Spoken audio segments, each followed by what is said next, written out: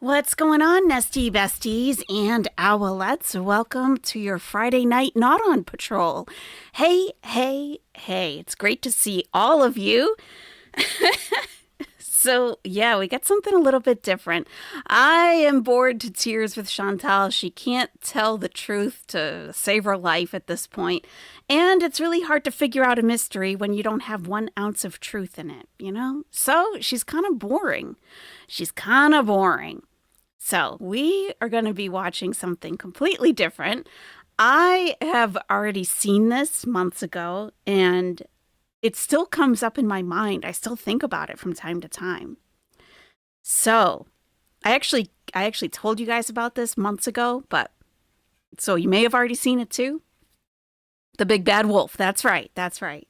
So, this is Roy Stubblefield, and he lived in New Orleans. He's got to be close to my age because he talks about a time that I clearly remember. And if you're around my age, then you're going to clearly remember it too. And that would be Generation X for the most part. Almost ready for the bed, but you're here for hanging out. Awesome. I love that. You remember me talking about this? Yeah. And the way it's a story, it's a long story, okay? I mean, we're going to be here for a while. So get you, if you putting on your socks, getting into bed, taking off your socks, getting into bed, okay? Roy Stubblefield. Okay. This happened in New Orleans, and he encountered a dog man. A dog, like an actual, like really. And when you watch him, this is not an AI story. This isn't like the Thailand thing, okay? When you hear him tell this story, you will believe him. Like I believe him. Okay? The Nola effect is back. A and B C. Yeah, this is a long one. So, let's get started. This is like a little bit of an intro right here. Situation alive. That's a effing hand. That ain't no paw, that's a hand. Just tell me what drug you gave my father that cost me a father when I was a kid. I'm leaving. I don't even know where the hell I'm running, but I'm running. I'm going to take you from your kids like you took my dad from me. This is a monster. So that thing did, in fact, kill him. She just took a long time doing it. Okay. But this calm voice in my head said, okay, I'm looking at a werewolf. A werewolf. A werewolf. Like for real. My name is Roy Stubblefield. There may be some viewers that know who I am by hearing my encounter or seeing me on TV. These woods are haunted. I'm going to say this real quick. If you really want to hear what happened to me where they didn't change the words that I said, listen to this episode, or you can listen to me on Dogman Encounters where I first shared my encounter, because I've talked to a few people that have been on that show and they said that they changed parts of their encounters. Yeah. So he's been on a lot of different podcasts, a lot of different YouTube channels, and either they don't let him get out the entire story because it is a long story and they just want to cut him off. Or like he's saying, sometimes things are like rearranged as part of the story. On this channel, they just let him talk. And this channel is really good for that. This channel is called What Lurks Beneath Podcast. I'll get you a link to that. And yeah, they're really good with interviewing. They just let people talk. So I love that. We don't need anything changed about what happened to us. When you omit some information, it could possibly cost somebody their life. If they do react in the wrong way, if they encounter one of these things, it could cost somebody their life. So I thank everybody for their kind words that I've read in the comment section, and all the people that have reached out to me on Messenger, because evidently my episode is everybody hears it and says that's their favorite one. And okay, I don't know how to say positively that thank you because my terror brought you such great entertainment. But if you like it, that's good. If it saves a life, excellent. Um, Not trying to be famous, definitely not trying to do that. I just had something happen to me years ago that it opened up and closed some portals in my mind, if you will, as opposed going when you go along the thoughts of monsters don't exist. They're just in You got books the and right vibe. Hollywood movies. But I'm telling you, you're never going to see a werewolf, dog man, Bigfoot in your life because they're not real. Let me say this emphatically. Oh, we're going deep. Wrong, wrong, wrong. These things exist. And should you be unfortunate enough to see one, your life is going to change. When I had my encounter, or after I had my encounter, and I got all these years to think about stuff, I think within the first 7 days, I got kind of pissed off. Now, the reason I was pissed off is because ever since I was little, my parents tell me there's no monster in the closet. There's nothing up under your bed. No, there's nothing waiting around the side of the house when you go to take the trash out. And yet, I'm standing a few feet away from a monster. So I'm like, why would my parents lie to me? Why would they not prepare me for what the frick is out there in the world? And I had to come to grips with it because they didn't know. It wasn't done maliciously. It was just to tell you this to keep you from being afraid of the dark. And my father was right. The dark can't hurt you. The dark can't hurt you. What lurks in the dark is what can tear your rooter from your tutor. That's what can hurt you, whether you trip on a stone or fall in a hole because you can't see in the dark. The dark ain't going to hurt you. Mm-hmm. It's what lurks in the dark that can get you. So having said that, my encounter happened in Metairie, Louisiana. Well, it started in New Orleans, I guess. I was living with my cousins and my aunt. And my aunt was of the age at that time where she didn't like to be called auntie or aunt. She just wanted to be called by her first name. Okay, I can do that. I lived with them for a couple of years, graduated from high school, and she came home one day and said, we're going to have a family meeting. Normally when this happens, that means somebody didn't do something where you didn't wash the dishes, cut the grass, shovel snow, whatever 3 teenage boys were supposed to do, clean the basement, whatever. So he's going to tell you everything you need to know. You don't need a backstory on him at all. He's going to tell you everything. It's very detailed and it's very long. So, yeah. I'm looking at my cousins like, what didn't y'all do? And they looking at me like, no, what didn't you do? And I'm like, well, I guess we're going to find out there in a minute. So she went in her room and changed clothes and she came out. And we always have these meetings at the dining room table. So we sit down and she sit down and she didn't give us a bunch of fluff or anything. She said, in a couple of weeks, I'm going to be moving to New Orleans. And I'm going to leave the house to y'all. Y'all just got to pay the rent and pay utilities. I'm sitting here looking at her, and one of my cousins started kicking me up under the table. Now, we have such a connection that we know what certain movements or facial expressions mean. And I kind of looked over at him, and he got that look on his face like, oh, yeah. And I'm sitting, I'm listening to her, and she said, and don't tear up the house. Otherwise, you're not going to be able to get the security deposit back. Okay, we got this. She gets up, and me and my cousin looking at each other like, it's about to be on and crack. She going to leave us the house. 3 teenage boys with no parental guidance. Oh, this about to be the spot this summer. It's about to be on. She went in the kitchen And she called me in the kitchen. And I'm like, damn, she forgot something. Okay, all right. So I go in there. She said, well, I'm going to need you to help me drive down to New Orleans. And I'll put you on the Continental Trailways on Friday and send you back to Nebraska. I'm like, okay, all right, I can do that.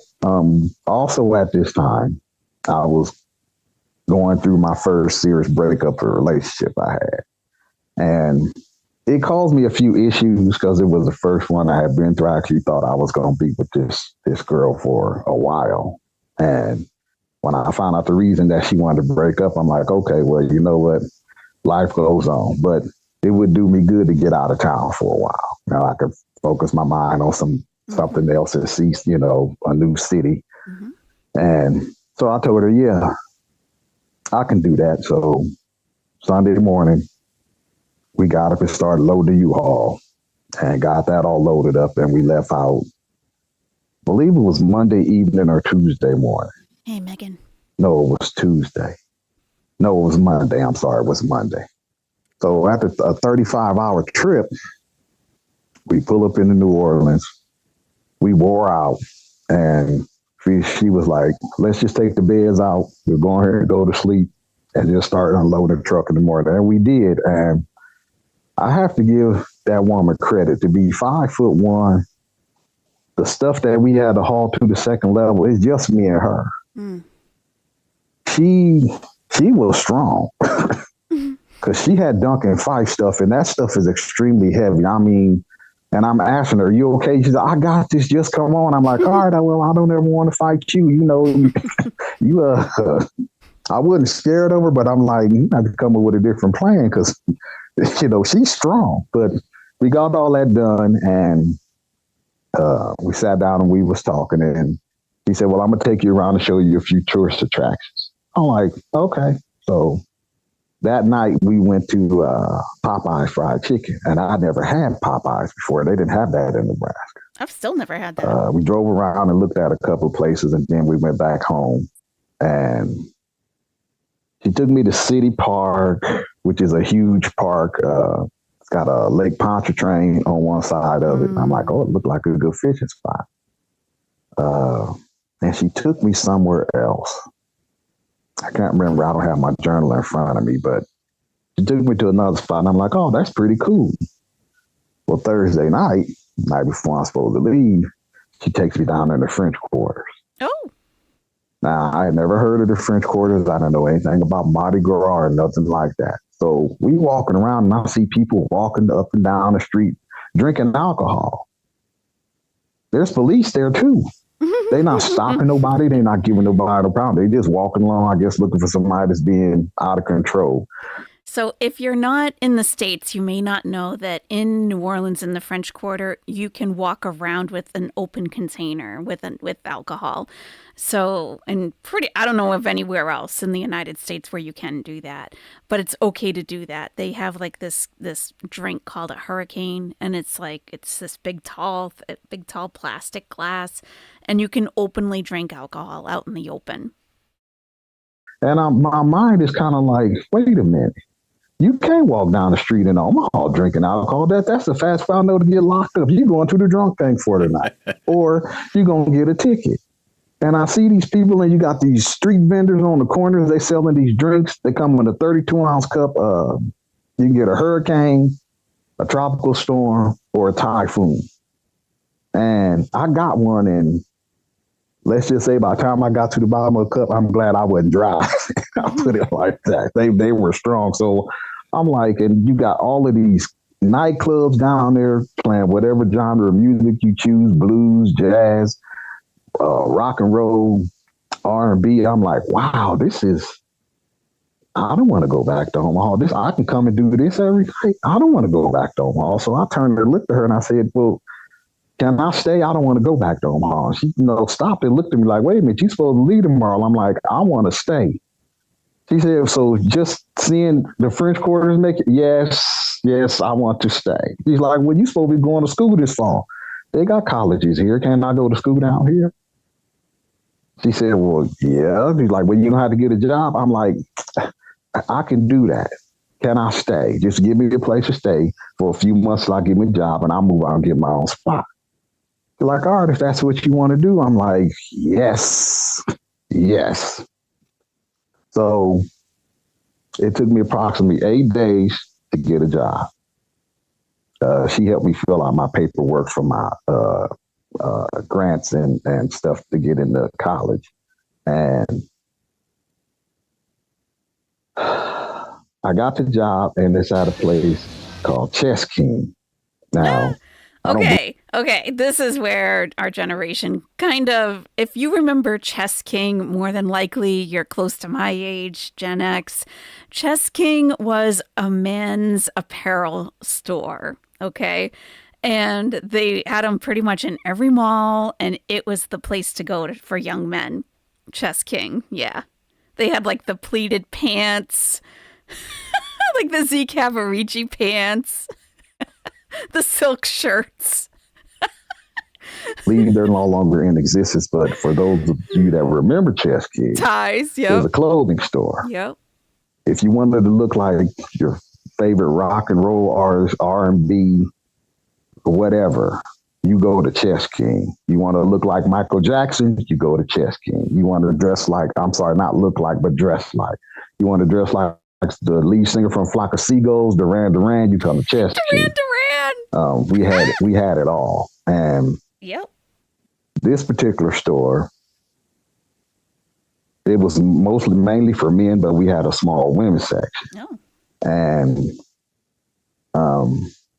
I've said this before, having women come to the store, yeah, that's a great thing. Wink, wink.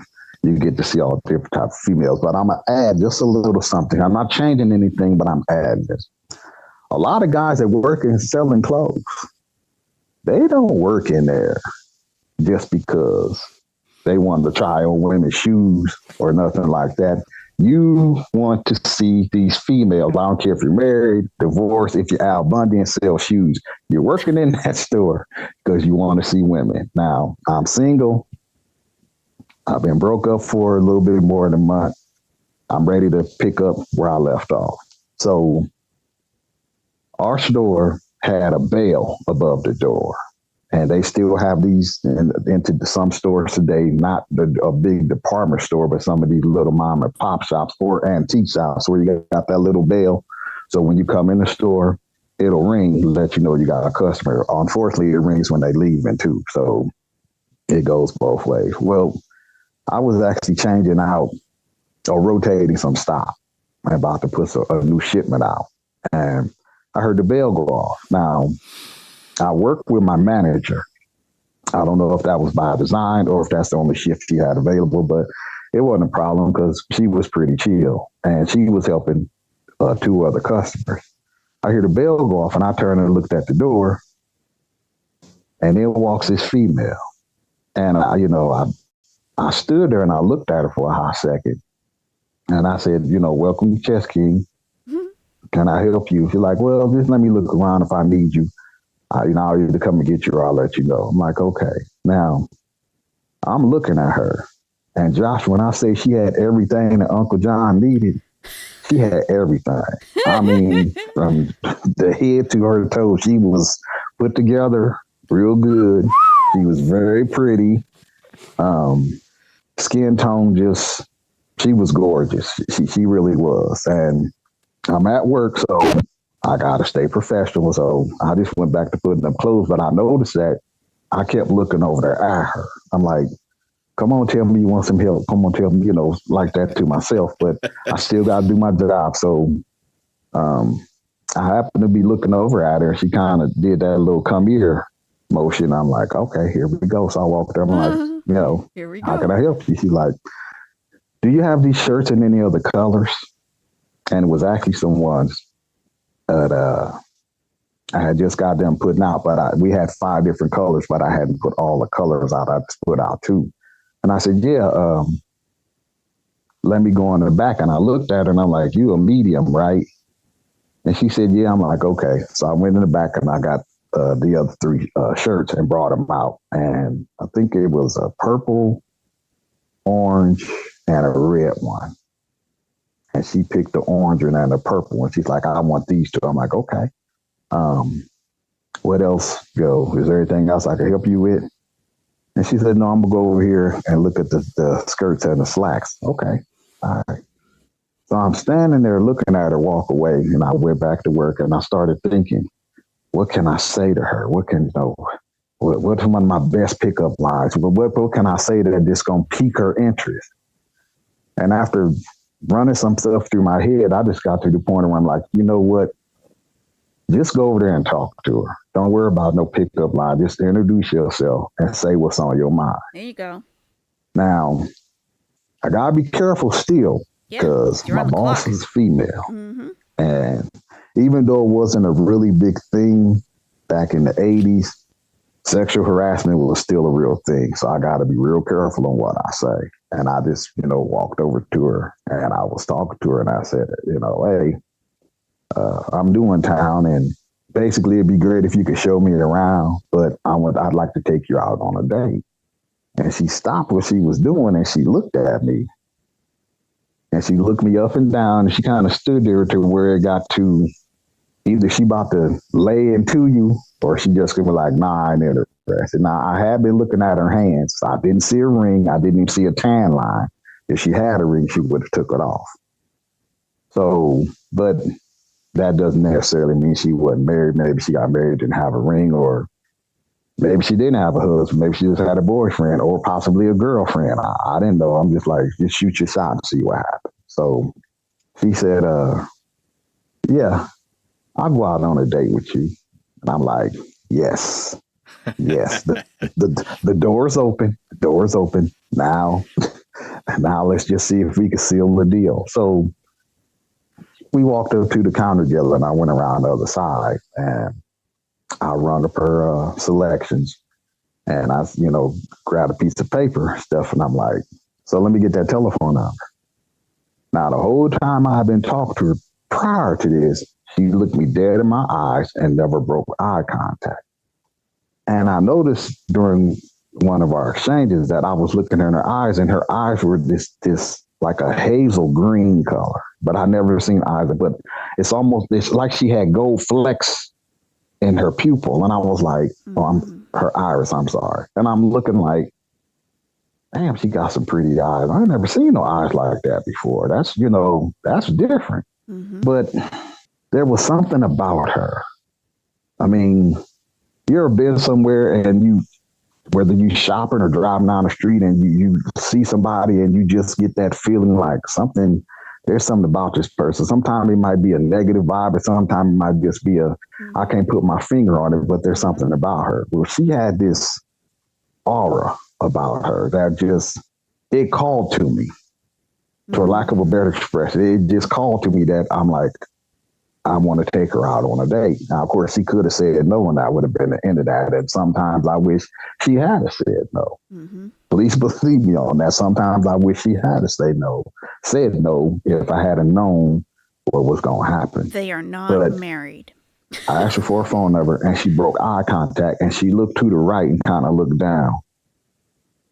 And she said, well, I can't give you my phone number when she looked back at me. Mm-hmm. Okay, it's not unheard of that people don't have phones back in the day. We didn't have cell phones or nothing. Sometimes a lot of people didn't have a house phone. They make their phone call from phone booth.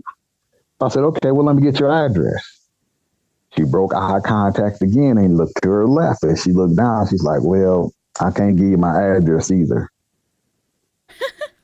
And I stood there and looked at her, and I guess I had an expression on my face to where, okay, well, you got a boyfriend or a husband or a girlfriend. Why you agree to go out with me? I didn't say this, but the funny thing is she looked at me and said, no, I'm not married. No, I don't have no boyfriend. She didn't mention about having a girlfriend or not, but she said, I'm like, well, why you can't give me no information? She said, well, my mother won't let men or boys come by the house. Now, she said, men or boys come by the house to court me. Mm-hmm. Now, I know what that means based, from what my grandmother and my grandfather told me, but that wasn't a term that young people use too much. Okay. But I listen when people talk to me. Mm-hmm. I do. And when she said that, I'm like, oh, okay. I said, well, if I can't call you, come by the house. How are we supposed to go out on a date? She said, there's a park a couple of blocks from my house. Just meet me there Meet at me at 7 the o'clock. park.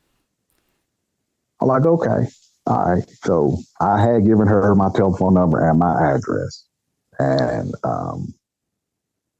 let me know if you ain't going to make it or something like that. And I gave her a card for the store. I'm like, you can reach me here too. She put it in the bag and said, okay. You hear howling. I walked her to the door and I opened the door for her. And at that time of day, from the angle of the sun, it was coming into the windows in the front of the store. And when I opened the door, she turned to tell me bye. For a split second, the light now had hit her eyes to where it's like she had a gold circle around her pupils. Mm. And I was like, that just blew my mind because I'm like, damn, I ain't never seen eyes like that before. Mm-hmm. That stuck with me because like I said, since that day, I've never seen eyes like that. Mm-hmm. And it was different. And I was like, man, you got some fantastic eyes. Your eyes are gorgeous. And she blushed a little bit. She's like, thank you. You said that earlier. I'm like, yeah, but I never seen eyes like that before. Never. So I told her it was a Wednesday when she came in, and we decided we was going to meet Friday. And yes, being the man that I am, when she left the store and she was walking down the sidewalk, I did, take a couple of steps out and turn my head and watch her walk away. And I was hypnotized by the sway. I'm not going to lie, but I'm just being a man. So I go back in the store and my boss has finished helping the customer she was with. And she was standing at the end of the counter. She looked at me, she said, "You real smooth, you know that?"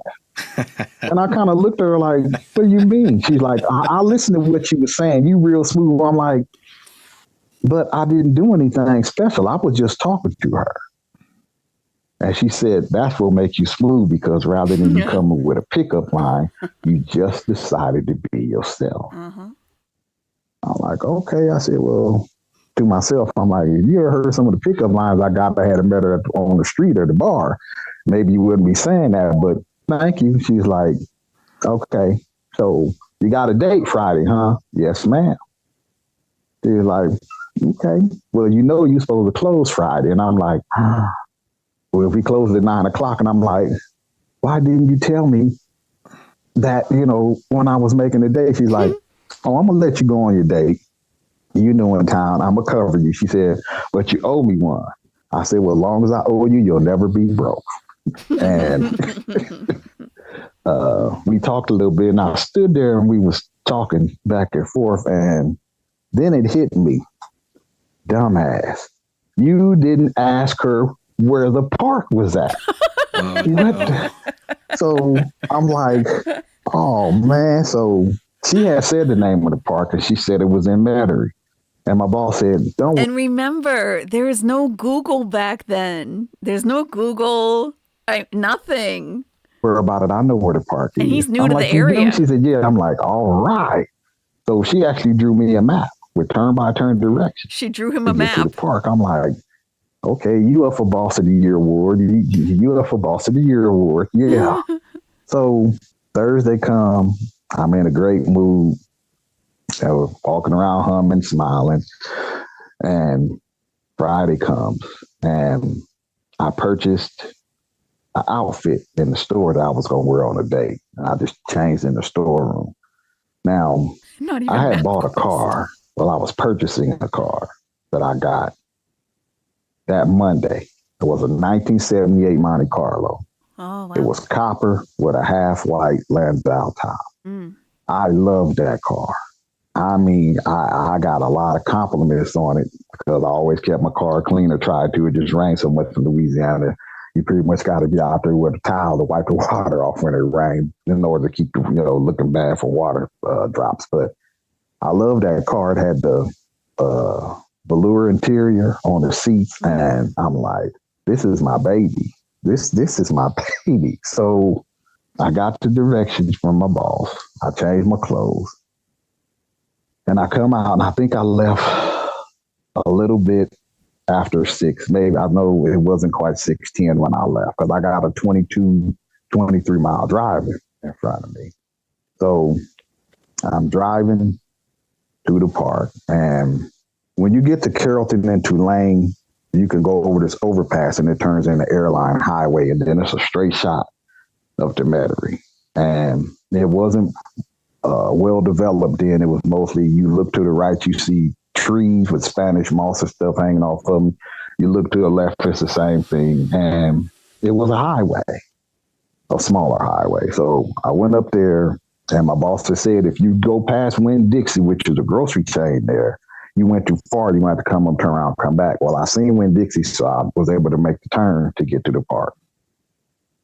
I pull up at the park, get out of the car, and this park is not huge.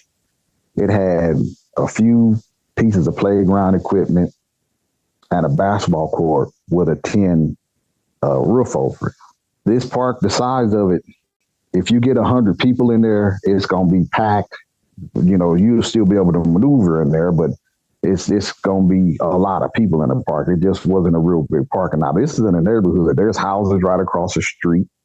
When the park ends, there were 3 other houses on the end of that. And then there was a street, you know, that runs, and then you make a left or a right to go further into the neighborhood. It's only about, I'm going to say that park, maybe a half a block from Airline Highway, because you could, you know, see cars going up and down when they went by the intersection. But I walked in the park, I checked my watch at 6:56, and there's people playing basketball. There's people in there with their kids playing on the swings and stuff. And it's got these three rows of bleacher seats. And there's some people sitting over there. And there was a group of guys. It was 6 guys sitting not too far from me. They were far enough away where I couldn't hear what they were saying clearly. But I sat down on the end of the bench, and, you know, I'm just sitting there and I'm watching these guys play basketball.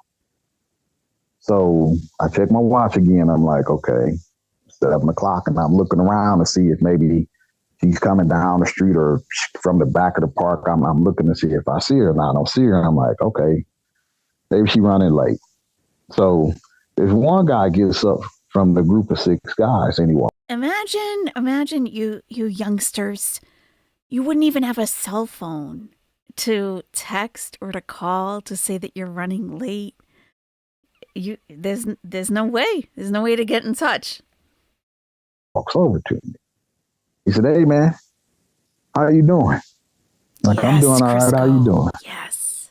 They're like, you know, we speak a street slang, but he's like, "How you doing?" I'm like, "I'm doing all right." He's like, "Hey, you want to play basketball with?" And I looked down at what I had on, because I have on sandals, some dress shorts, and I got on a button-up shirt. I'm not dressed to play basketball, especially since I don't have on tennis shoes. And I look down at what I got on. I look back up at him. I'm like, "I'm not here to play basketball, man." He's like, "Oh yeah." I'm like, "I'm waiting on somebody." He said, "Oh, who are you waiting on?" Now, I've been like this my whole life, and I'm still like that. If a total stranger walk up to me and ask me, "What you doing?" Why? Am I bothering you? And I was at your business what I'm doing. I'm just doing what I'm doing. Yeah. And I didn't pop off at him like that. I just, you know, told him, "I'm waiting on somebody. When she get here and you see her, if you know her, then you know who I'm waiting on." He's like, "Oh, all right." He's like, "Well, my name is Herman." I said, "What's up, Herman? My name is Stubbs." And we kind of dapped up, did a little handshake we used to do back in the days. And he said, and I always laugh about this, but he said, "You're not from here." He said, "Well, I can't recognize your accent." Now, I'm from Nebraska, okay? And I have been told I got a country accent. I don't hear it, but he said, "I don't recognize your accent." Now, I understand, I'm in Louisiana. Their accent is very thick, and sometimes it sounds like you got a mouthful of chewing tobacco and you're trying to talk around it without dribbling on your chin. So I busted out laughing, and he's looking at me like, "What?" I'm like, "Dude, I'm from Nebraska. You from Louisiana. You got the nerve to stand there and tell me I got an accent? You are hilarious." He did, you know, he wasn't offended or anything, but he's like, he started talking about the football team we have, the Nebraska Cornhuskers. He's like, "Yeah, y'all be roughing up everybody, don't you?" I'm like, "Well, we got a pretty good college team, but that's all we got. That's why everybody follow me." He's like, "Yeah, you got that guy wear that big cowboy hat." I like, yeah. So we just, having small talk, and one of the other guys comes over. He introduced himself. He said his name was Diamond. Now you want to play basketball? I'm not here to play basketball, dude. I'm waiting on somebody. Oh yeah, who's that? I said, when she get here and you see her, if you know her, then you know who I'm waiting on. Now, all of these guys asked me that, but they introduced themselves. So I found out a little bit later on that they've been knowing each other since kindergarten, first grade.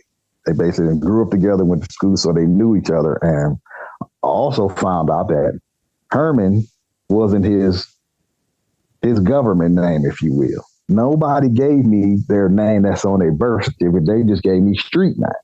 I'm like, okay, that'll work. Well, I gave you Stub because that's my street name. I'm not going to tell you my name was Roy. I got to figure out who you are and what you're about. Now, I didn't get a feeling that they were trying to set me up or anything like that. It just seemed like some young dudes that was out in the park on a Friday night, and rather than be out causing mayhem and mischief, they were just chilling at the park. Can't get in a lot of trouble just playing basketball at the park if that's all you're doing. So they sat down and we was talking, and they was asking me, about Nebraska. One of the things they said was like, we didn't think it was no black people in Nebraska. That's supposed to be nothing but cornfields. I said, well, there's only 5 left since I moved down here, so there's really not a lot of black people in Nebraska. But I was just joking with them. So they went to go play basketball. I looked at my watch again, 7:15 done come and gone. It's coming up on 7:30, and I'm like, damn, she's running late. When is she going to get here? 7:30 come and go, 7:45 come and go. About 7:50, I got that feeling in my stomach. And I said, I done drove all the freaking way out here, and her ass didn't show up. What in the hell is really going on? So I said, well, it's still early enough. Let me go find me something else to do. I just go get me something to eat, and I'll go down in the French quarters, find out what I can get into. I got to leave about probably 7:55, between 7:55 and 8 o'clock. And Herman was like, so you got stood up, huh, Stub? I said, yep, looks that way, man. He's like, well, since you're here, you might as well stay and play basketball with us. And I stood there for a minute and I was looking at it because I've been fishing since I was 12. So I always keep a change of clothes and some tennis shoes in the trunk of my car, along with a small tackle box and a fishing pole, because I never knew where I was going to be, and I run across a body of water. It's like, I need to find out what kind of fish is swimming in there. So I said, you know what? I'm going to stay. So I went to the bathroom, into the bathroom, and changed clothes and came back out. Now, I played basketball with these dudes off and on for the next 4 hours. Wow, until midnight. There's a lot of basketball courts throughout Louisiana, at least in New Orleans, that some of them have them, but the majority of them do. They got these tin roofs over them because it rains so much in Louisiana, and it does very seldom sprinkles. It just be a downpour, that you could still stay in the park and play basketball, even if it's raining, unless the wind is blowing water under the cover area onto the court. So this particular park, Monday through Thursday, the lights stay on till 10 o'clock. And Fridays and Saturdays, they stay on till midnight. And then Sunday, they don't turn them on at all. I was asking the fellas about that. And that's why I know it was midnight, because all the lights just went out. And we was almost done with the game, so we just called it and side to side what else they was deciding what they was going to do. I was, drinking that hot faucet water. I wanted a cold beer. So I asked them, where's the closest liquor store? I want a cold beer. And I think it was Herman. It might have been a little bit, but somebody said, well, we putting our change together now, man. We about to walk up to the liquor store. Why don't you come and go with us? I said, okay. Again, I ain't got no feeling that they're going to do nothing to me. Of course, I could have been wrong, but at this particular time, I'm 5'11". I weigh 225 pounds. I can bench 300 pounds and I can squat 500. I'm trying to get my body ready for the NFL because that's where I wanted to play football. I want to be able to make it in the league. And I'm not afraid of any man, woman, or child. Pat a little bit, but not seriously. I knew, you're a female. You're not gonna be able to get with me. Not that I ever would have fought her, but I'm not afraid of any physical confrontation with anybody because my brother taught me how to fight, and he always told me if you fight a bigger opponent, just think of this chopping down a tree. He explained to me what he meant, but I'm like, okay, so I don't go out looking for trouble, but I'm confident. I'm not arrogant. I'm confident in my ability. I made a decision when the guy said that. That changed my life. About my car, I'm not going to lie, I was vain. Shortly before I came to Louisiana, I had bought a gun from a guy off the street. It was a 357 Magnum. So I bought it for $100, and he told me, no, everybody been murdered with this gun. It had been used to commit no robberies. Ain't nobody never been pistol with it. But, I bought it from a guy on the street. Now, he could have been getting rid of it because he had used it to kill somebody or any other means, but it wasn't registered. It was in the trunk of the car. Now, I could have put these 6 sweaty dudes in my vehicle, and we could have drove to the liquor store. Easy night. But I'm like, I'm not about to put these 6 sweaty, slightly fragrant guys in my vehicle, not in my baby. No, that's going to be a whole weekend for me to detail my car because, you sweat on velour suede, it's going to get hard and discolored. No, you're not getting in there. It ain't happening.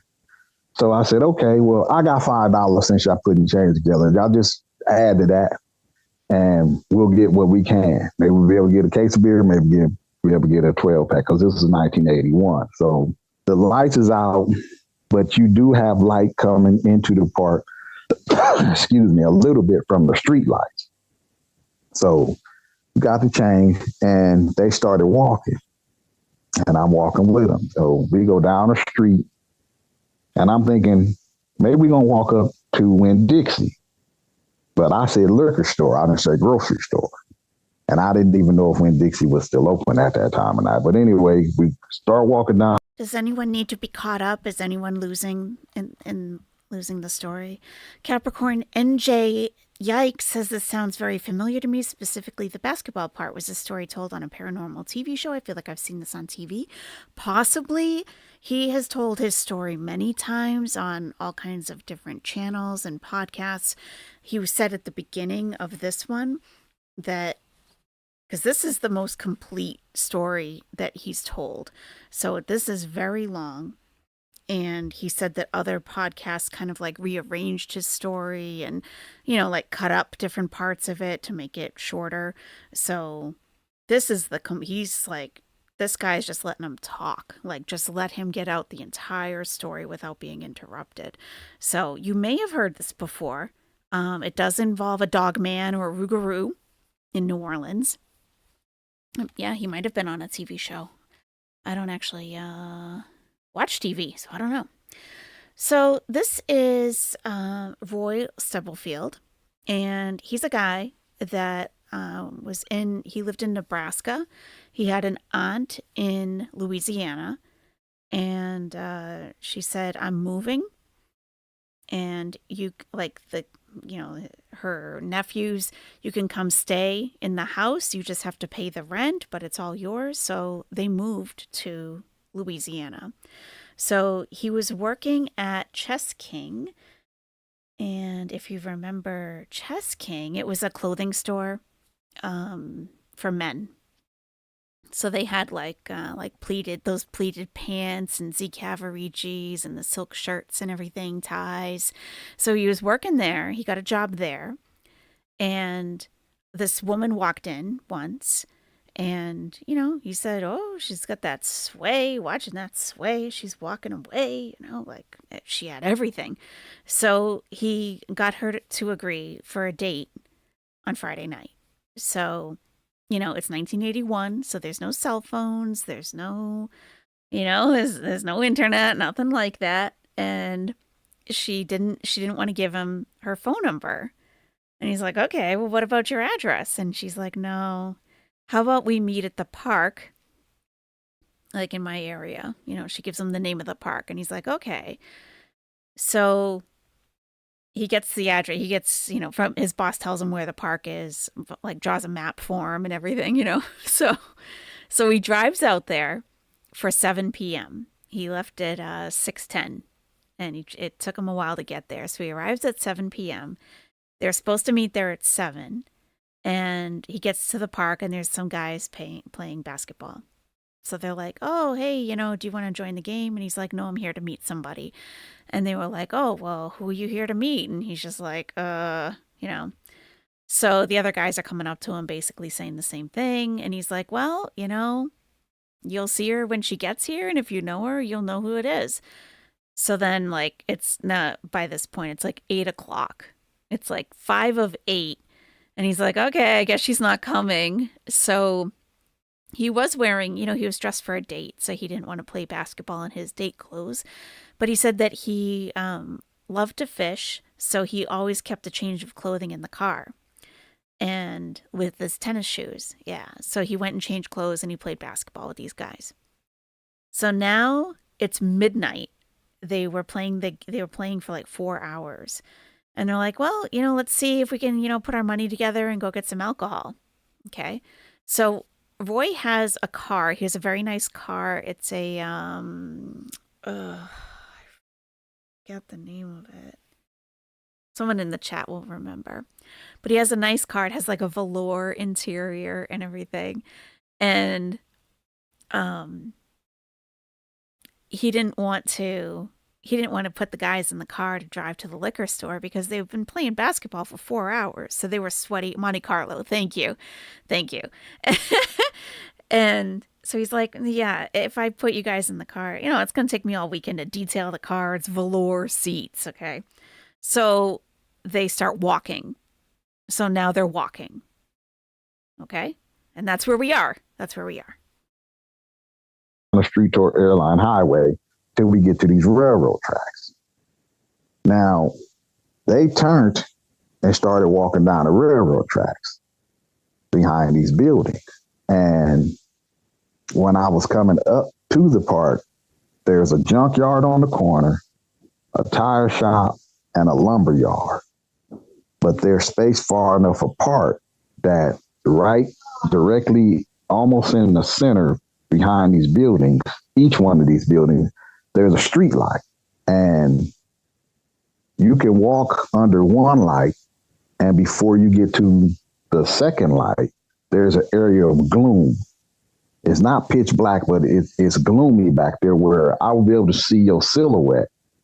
But unless you was 5 feet or closer to me, I'm not going to be able to tell what your facial features are. I could just see an outline of you. So on the right-hand side is this field of thistles.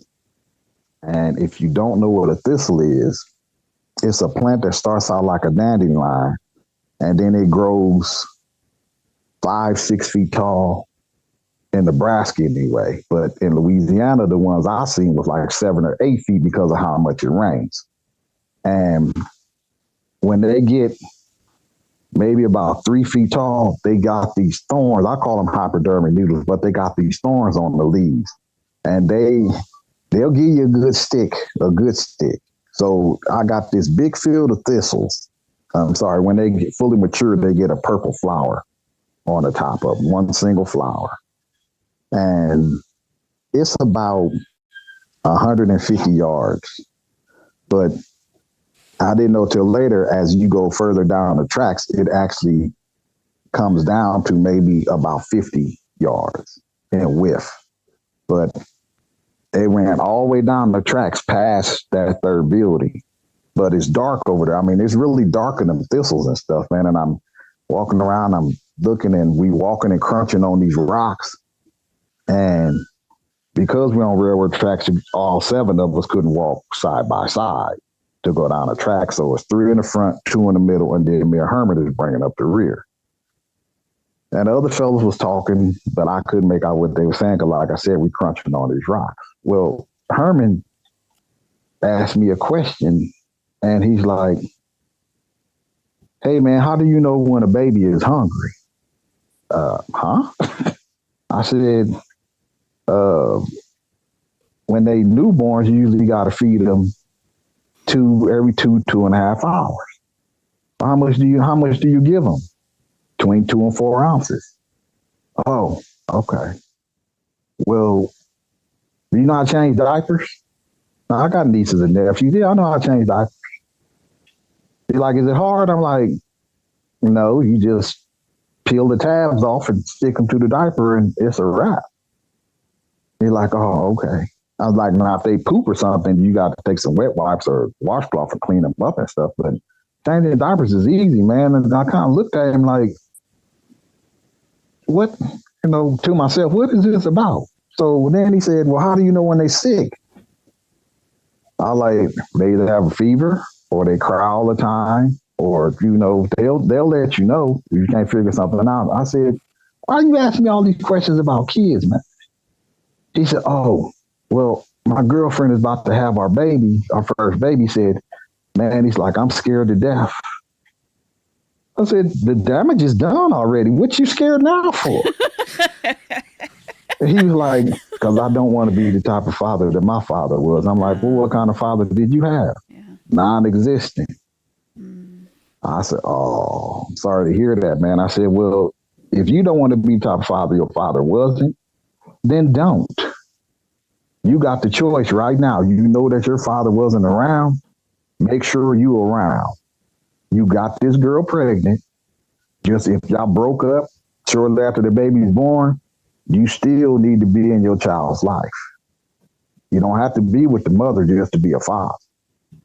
He's like, no, it ain't nothing like that, man. He's like, I don't know nothing about babies. I'm like, talk to your mom, talk to your grandmother. If they can't give you the answers, go to the library and pick up a book. Parenting, I said, it's not that hard. Now, I'm not no expert at that time by any means. And even now, I'm a grandfather. I'm still not an expert, but I have a lot more knowledge and experience. So he was worried. He was worried, but he was putting undue stress on himself because being a new father, if you don't have a little brother, a little sister, or nieces or nephews, then yeah, you got to kind of wing it, but just always ask questions.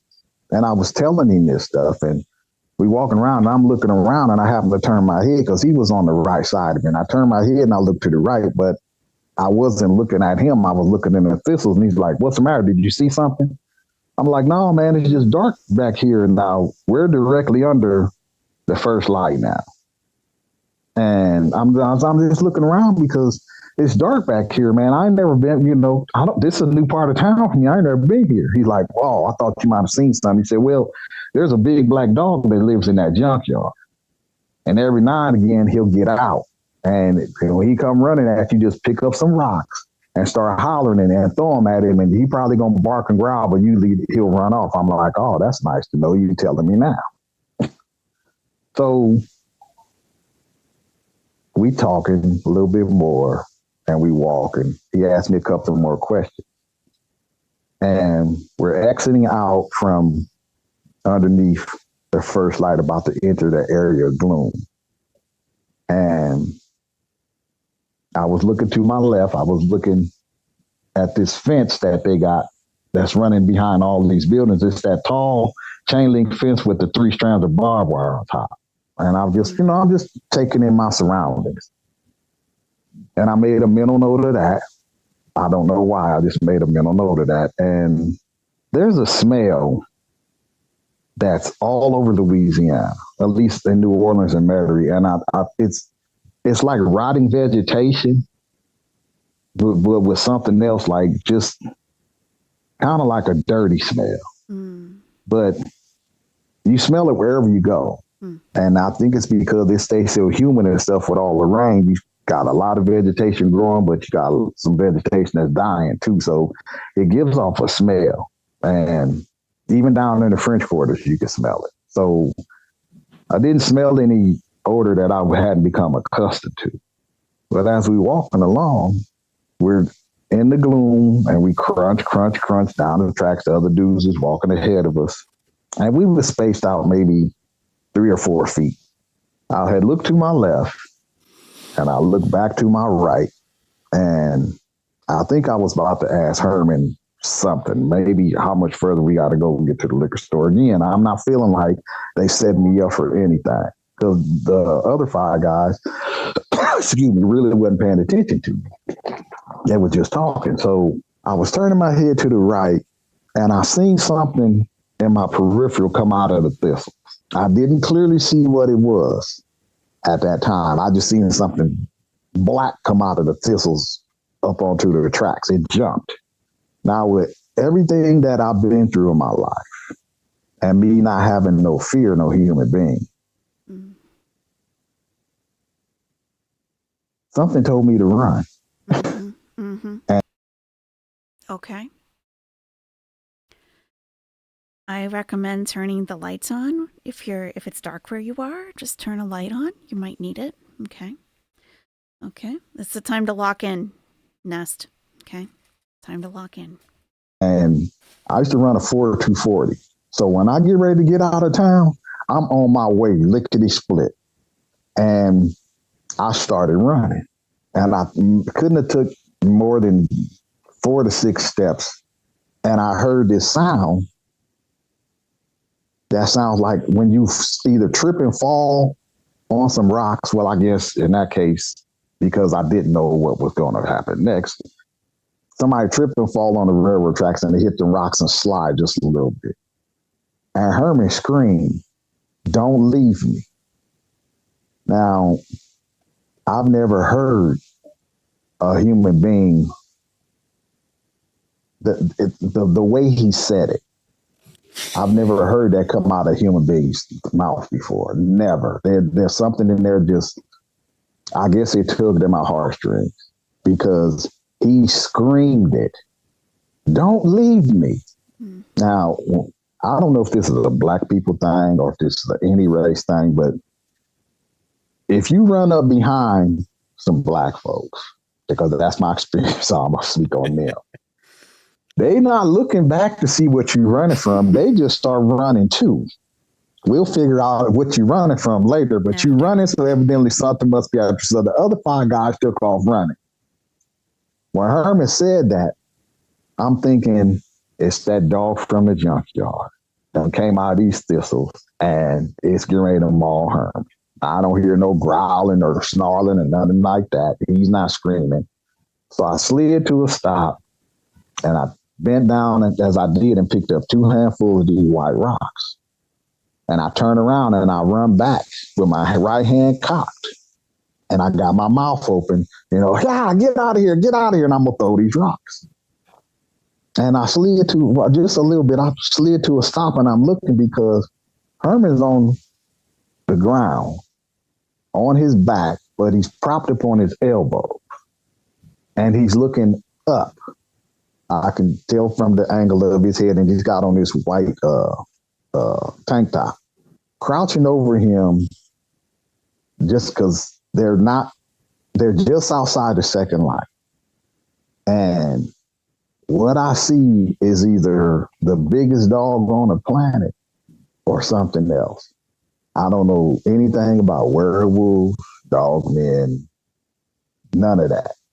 Up to this point, other than what I read in books or seen on TV.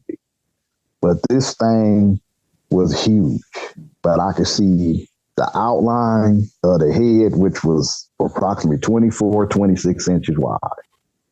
I could see the outline of the ears. And I'm looking and I'm like, what is that? That's a big ass dog. That they said big black dog, but he sorely underestimated the size when he said big. He should have said ginormous or something, because Herman looked like a kid up under this thing. Now it's got his face maybe 8 inches away from his face. Now, if you ever tuck your chin down toward your chest, this is the posture that it has, because it had to tuck his snout down in order to put his face that close to him while I'm putting it. So Herman is on the train tracks and he's on his back. He's kind of propped up on one elbow.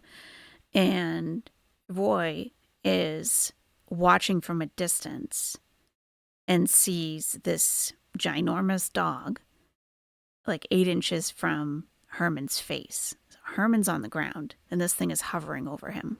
It's not directly making physical contact with him. So I'm looking at this, and as I'm looking, I'm like, are those shoulders? Dogs ain't got shoulders. They sure do. What is that? You know, what is that? So while I'm standing here trying to figure this out, the other guys, they'll stop running, and they coming back down the tracks, and they screaming. A lot of colorful language. I'm not going to repeat that on here, but what is that? What the F is it? What is that? What is it doing to Herman? They all of them, you know, they screaming this. Now, on the other side of these thistles, you can see houses. They got the back porch lights on, or you can see in between some of them and actually see the house across the street that might have a front porch light on. Not every one, but enough so that you can see there's houses right there. You can hear traffic on the other side of these buildings going up and down Airline Highway. Now, I'm in the neighborhood, and I'm not in the woods. I'm not rural. So I'm like to myself, what is that? Now, I'm not saying nothing because I've run back toward this thing. That put me closer to it. I'm probably between 9 and 11 feet away because it's right outside the light. And then I heard somebody. Now, I'm standing in the middle of the railroad tracks. So the guys, in order to see it, I'm assuming they would have to fan out to the left and the right of me to see what they were seeing. And I hear somebody say, don't shoot it. Don't shoot it. And I got a thought run through my head like, yeah, please don't shoot it because I'm standing right here and I don't know how good a marksman you are. Don't shoot it. No. As soon as they said that, this thing's head snapped up and it came forward 2 steps to put his upper half of his body into the light. The first thing I seen that came out of the darkness was his hand came out and went down on them rocks. 5 fingers, just like my hand is. Not no raccoon paw, not no dog's paw, but it's got these 3-inch freaking claws on the end of them. Now, they were curved, but they weren't wickedly curved. But they were curved enough so that when they set his hand down, the tip of the fingers really didn't make a lot of contact with the ground. Now, maybe it was because of the rocks, but that's what I seen. And I'm like, that's a effing hand. That ain't no paw, that's a hand. And it's got this black fur on it and this huge muscular forearm. You know how, if you ever watch a nature channel and you see a lion, not when it's on its belly, but when it's standing up and it's got, you know, low, but it's creeping forward. That's how that hand came out of darkness. Then here comes this other one. And then the head comes into the light. Now, the eyes weren't glowing or anything prior to that, but when it came into the light, I'm assuming it was a reflection of the street light that made his eyes look like that, or that's just the way his eyes look. But the color of the eyes were, if you take the full moon when it's orange and a full moon when it's white and combine that color with a black pupil. I don't remember seeing an iris, but a pupil. And they were about big as golf balls. And I'm seeing this big ass wolf head, and this thing is looking at me.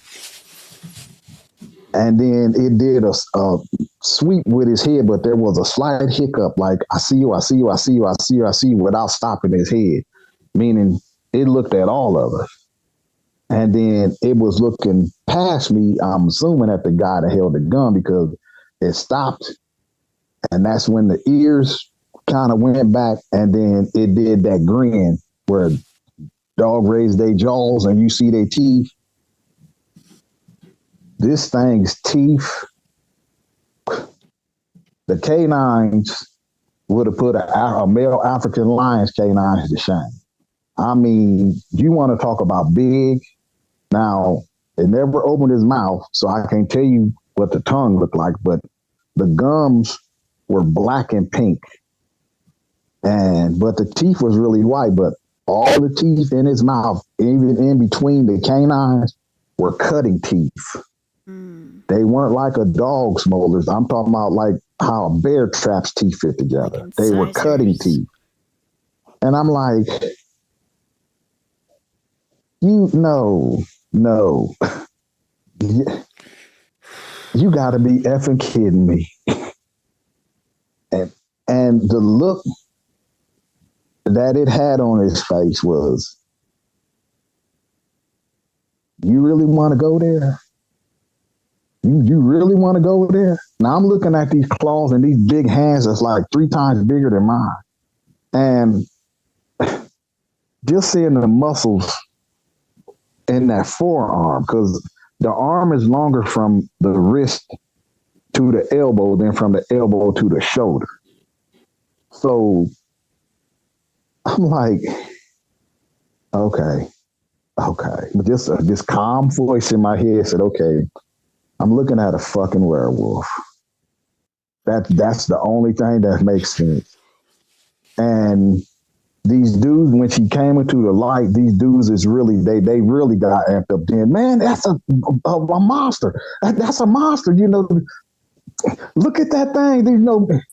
And I'm just standing there because when it came forward, that put it like roughly 7-8 feet away from me. So I got a real good look at it. A real good look. And I'm like, I'm getting ready to die. Ain't no way out of this one, Roy. You about to go meet your maker. You gonna be the one that they pull up to the pearly gates and you in a 33-gallon garbage bag because you in pieces. Mm. You gonna feel every rip, every shred, every tear. This is not gonna be a pleasant death. And your life kind of flashes through your mind and it goes bullet train fast. Some of the things you've done, some of the things you haven't done, things that you want to do, it go really fast. But then also, because of your will to survive, you also start thinking, how can I get myself out of the situation? But you got to come up with the perfect plan in order to escape death. You out here on the railroad tracks with 6 dudes you just met. Who gonna save you? Now, these dudes were screaming and yelling. Didn't nobody come out the back of their house. No cars came down that street. Batman wasn't going to show up. Superman wasn't going to fly in. So what you going to do? And I'm like, when she growled, when she laid her ears back and she growled, it wasn't really loud. And I don't know if it hit me in my head and went down to my feet or hit me in my feet and went up to my head, but I felt it in my body and it wasn't really that loud, but it was enough to make me pee my pants.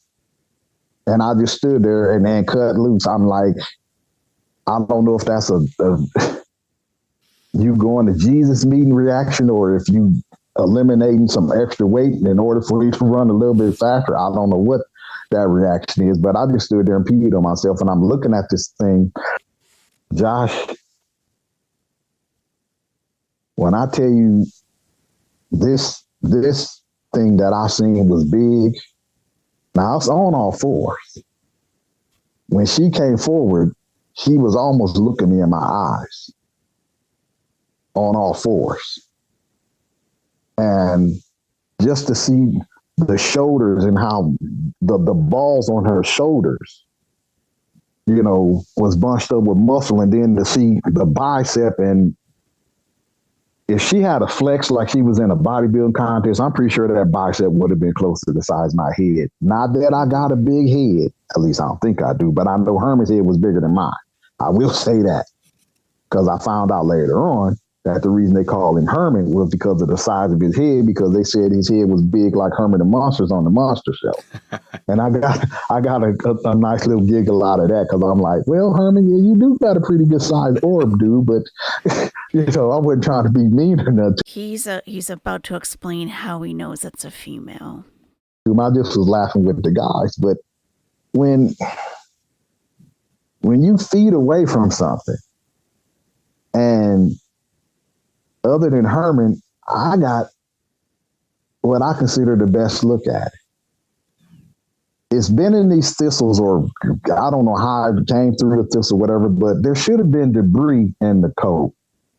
I didn't see leaves. I didn't see no grass. I didn't see broken thistles. I didn't see nothing. It almost looked like somebody just got done grooming her and then turned her loose. Grooming. Her fur was only about 2 inches long, if that. But I could see the muscle definition in her arm, and even, the ligaments in the back of the hand. You could see that it wasn't really, what's the word I'm looking for? It didn't really stand out, but I could see her because of the weight that she had and the way she placed her hands. But when she growled, if she had did it louder, my heart probably would have stopped, because it was a threatening growl, like, pull that trigger if you want to. So she was looking at dude, but when there was more than an animal there looking, there was intelligence there. And I'm like, I'm stuck in that repeat, I'm going to die. I'm going to die. I'm getting ready to die. I'm going to die. The other dudes is hollering and screaming. And how can I get out of this situation alive? And I had been looking, remember I said earlier, I had been looking at that fence behind the buildings. Well, the middle building, the fence wasn't that far away from the back of it. And if I could scale that fence, I know I'm going to get chewed up on that barbed wire, but if I can get up on top of the barbed wire, I can jump from there and grab onto the back of that building and pull myself up, and then I just run across it and drop down. I'll be right next to Airline Highway. Maybe I can flag somebody down. I don't know, but that thought kind of went through my head, and I know I shifted my feet in that direction. That way, I'm trying to cut down on minimal movement, because when I go, I got to go. And I did that, and her head snapped to me, and she looked at me dead in my eyes. And it was, run. Now, I'm not saying I got any telepathic communication. I'm relaying to you what I perceived was expression on her face. Run. I dare you. See how far you going to get. Run. Mm-hmm. My heart started pounding so much that I couldn't hear anything. I just heard this thud, thud, thud, and I didn't realize till later I couldn't even hear the dudes yelling and screaming because my heart would be so loud. So rather than run, I just stood there and peed on myself again. I felt like she knew exactly what I was going to do. Mm-hmm. And I had just turned my feet and crunched them rocks a little bit. Mm-hmm. I could hear her breathing. I smelled her breath. And it smelled like she ate something and just never, ever brushed after that. That's okay. The best. Now, that's the link to Chantal. If you're wondering if when we're going to get to Chantal, that's it right there. So the Rougarou, or the dog man, ate and never brushed its teeth. And that's what the breath smelled like it never brushed its teeth. If you're looking for the foodie connection, that's all it's going to be tonight. So Herman is still on the train tracks. I believe he's still there. And it's like the Rougarou can like read his mind, like, because Roy is thinking about running. And he said, the Rougarou looked at him like, yeah, go ahead, try to run, see how far you get. I believe him. I've watched this before. I do believe him. We're only an hour in. We got a ways to go. Description I can give you. It's not like a doggy or a canine breath or a real bad case of halitosis. It just was, she ate something and didn't brush her teeth. Now, I don't know if these things do brush their teeth, at least in that form, but that's what I smelled. But to see the rise and fall of her size, and she wasn't breathing as if she just got done running. It was an even breathing, because I looked at her and I'm like, again, I'm getting ready to die. And I had some other thoughts go through my head, but they weren't really clear. I don't know if it was now I'm saying this now based on years after I had my encounter and some of the things that people have said to me during the last 3 years that I thought about, but I didn't really go through the process of thinking about it completely. I just said, yeah, that's possible, or yeah, that's possible, or no, that's not possible. But when you sit down and you think about it, because I've gathered new information, what it could have been, and I'm like, well, it's possible that could have been the case, but I don't have anything concrete to where I can say, yes, this is what it was. But just,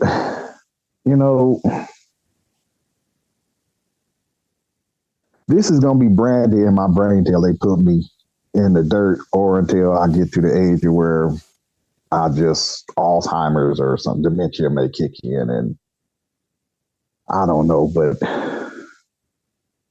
this creature I've seen big elephants and stuff like that, of course, but when you're looking at something that's got a wolf head or like a black German shepherd's head, yet from the shoulders down to the waist, that's a human being.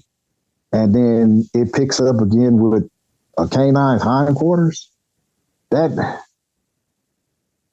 just didn't make sense to me. The only thing I was sure of was I'm going to die, and it's going to be because I got killed by a werewolf. I never heard no dog men or nothing like that at that time. This is what it is. It's a werewolf. And I didn't see a tail. If it had a tail or what the genitalia looked like, Herman would have been the best one to tell you that, because when she came forward in 2 steps, she actually had her hindquarters over his face. Herman didn't move. He didn't start trying to squirm to get out. He didn't, nothing. And when she came forward, he was basically kind of blocked from view, but he didn't start screaming or do nothing. So the guys is wigging the hell out. I'm standing here looking at this thing, and she looked me dead in my face, and she looked at me like she knew me. Ugh. I mean, if you ever had a dog when you come home from work or the store or the gym or wherever, and your dog waiting at the door, and they look at you and they start wagging their tail and their whole body get into it, but their dog looks at you like she know you. Yeah. Now take that. Yeah. And put your girlfriend, your wife, one of your kids look on their face when you come in, and they know you. So combine those two, a human being and an animal, and then look at you like I didn't hear any words, nothing like that. It just that when she looked at me, it was like, go ahead and try it. Run. See how far you get. But it was almost as if at the end of that, it would have been like, go ahead, Roy, run. See how far you get, Roy. Wow. And I'm looking at this and I'm like, what the hell? But I don't know no damn monster. I never seen this before. So that's just something that's going to remain a question to a certain extent in my head. Now, should I see another werewolf or dog man and they give me the same look, then I could say, okay, that's just the way they look at you. But since I haven't, I can just go with the one. And that thing looked at me like it knew me. So I'm standing here, my Converse is wet, shorts, underwear wet. I'm going to die. I want to run.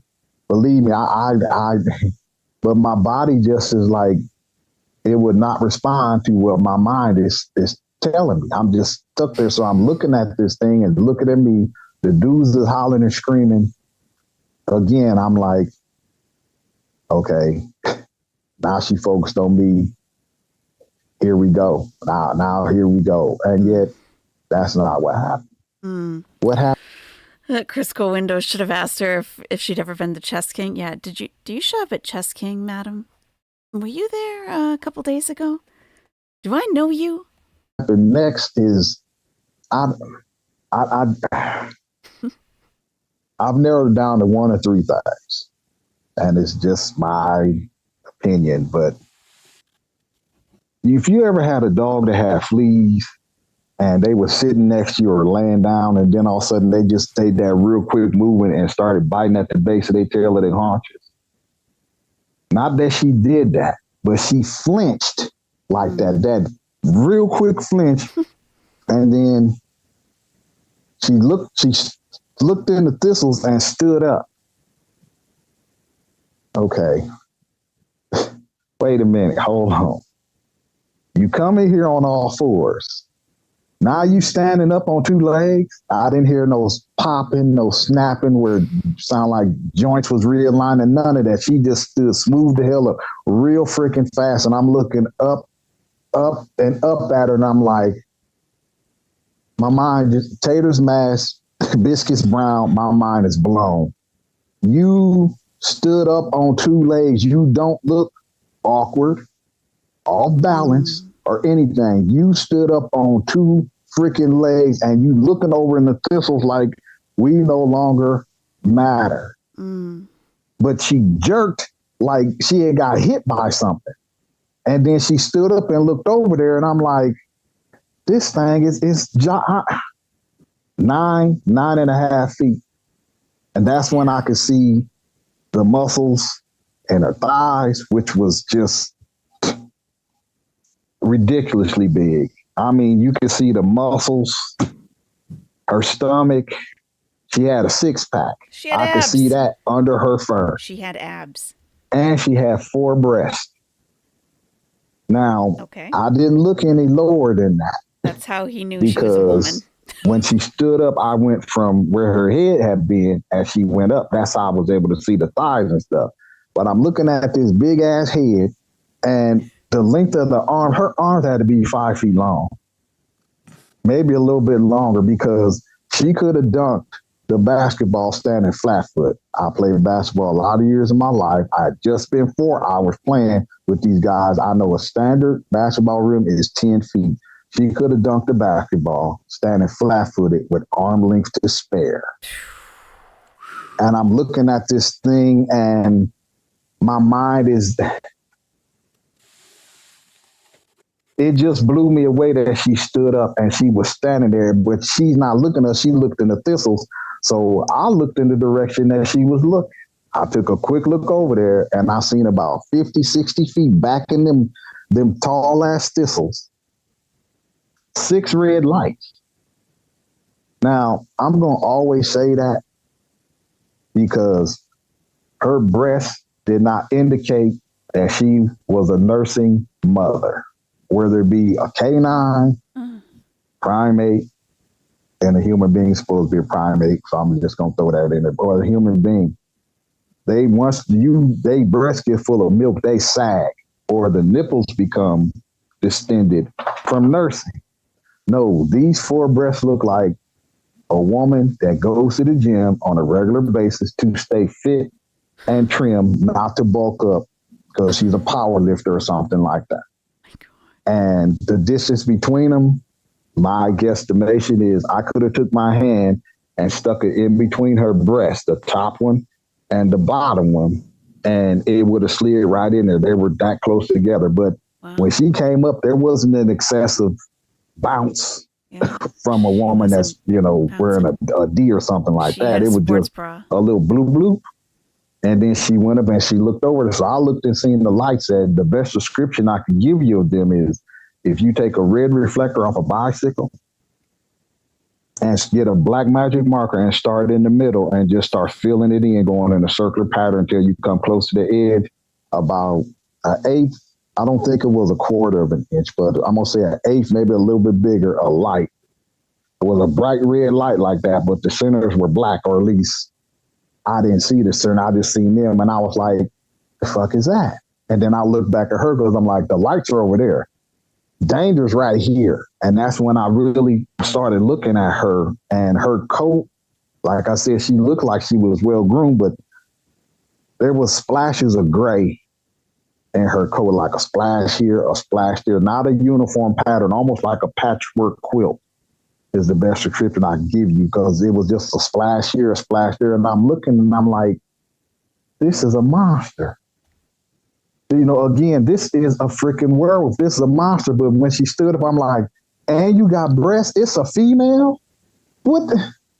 It's a female? So the dudes, when she stood up, they went to a whole different thing.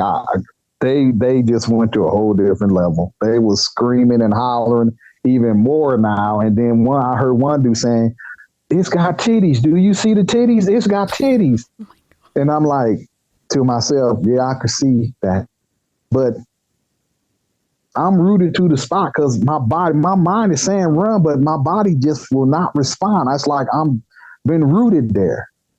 And she looked in the thistles. She slightly flexed her hind legs and jumped off them railroad tracks. She came down about 18, maybe 20 feet in the thistles and took off running.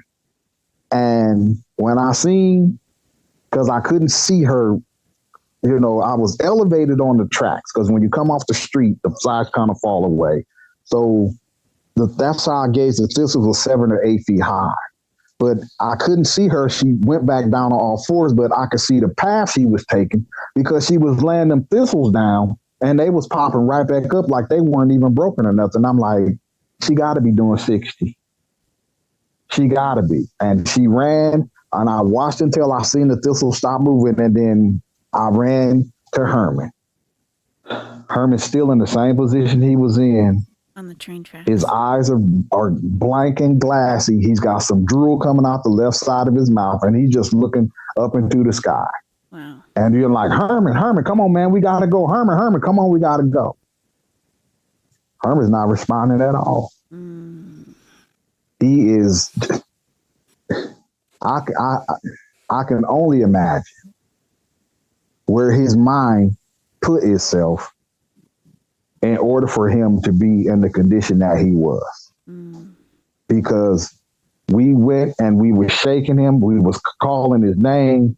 We finally got him up and he's not responding. So we pretty much dragging him. And I'm like, okay, we need to go, we headed back to the park. They say, no, we're going to the liquor store because they need to get to a phone to call the police. Okay, so y'all about to go further down these tracks? Yeah, because the liquor store is right down there. But that thing just ran in that direction. Well, we got to go down here now. I could have left him, but it's a monster in the neighborhood. My herd mentality is strong right now, because I'm like, if she come back, I'm running. I know I can beat at least 5 of y'all running. I know that for a fact. Okay, I'm going to stick with y'all. So we go down the tracks past the lumber yard. There's a path. We got to go through the thistles. Wait a minute.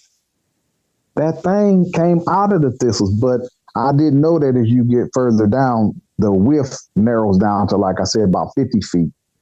And they have been going back and forth through this area so much that there's no thistles growing. It's just dirt, but you can walk 2 abreast going through there.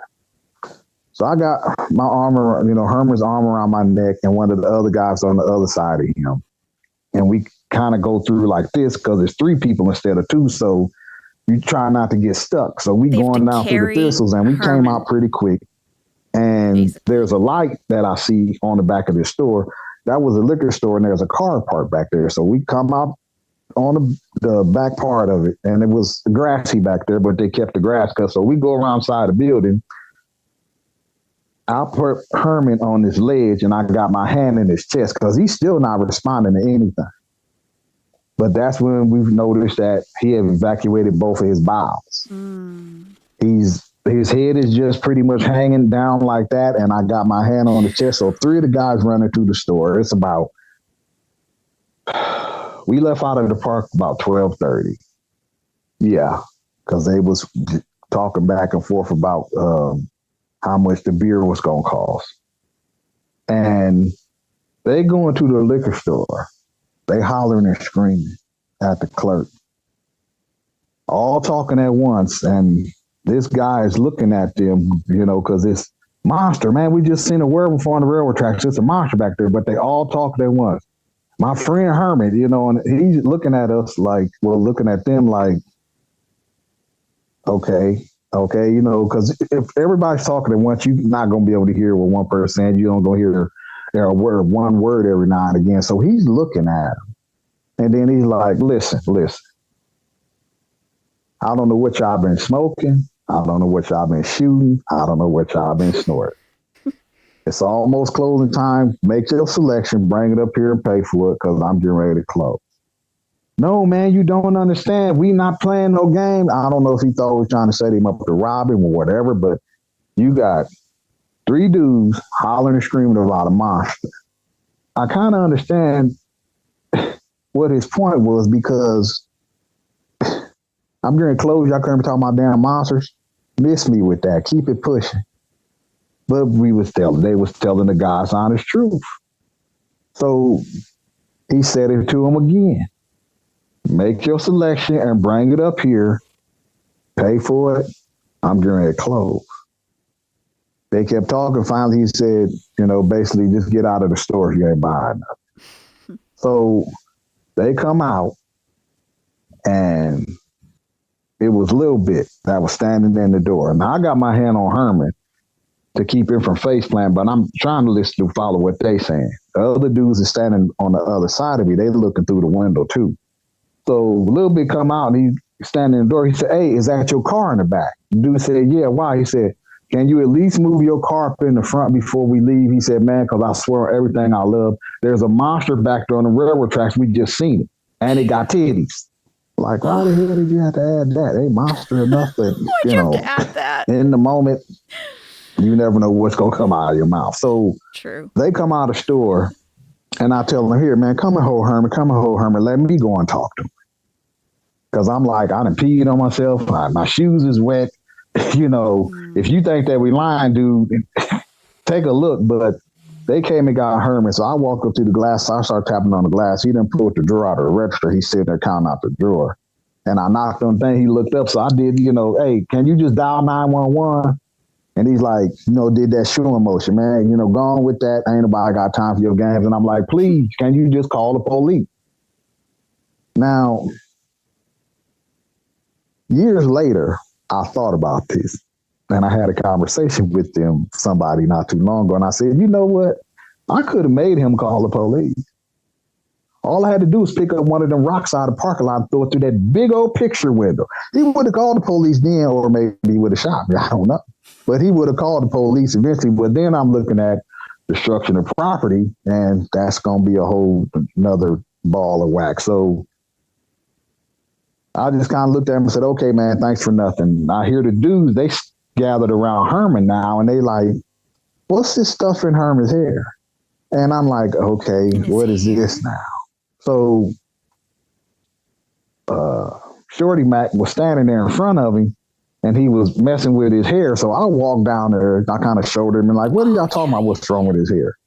Well, Herman got this white spot in his head. Mm-hmm. And we had been walking along these white rocks on the railroad tracks. I'm thinking, okay, well, that's just rock dust.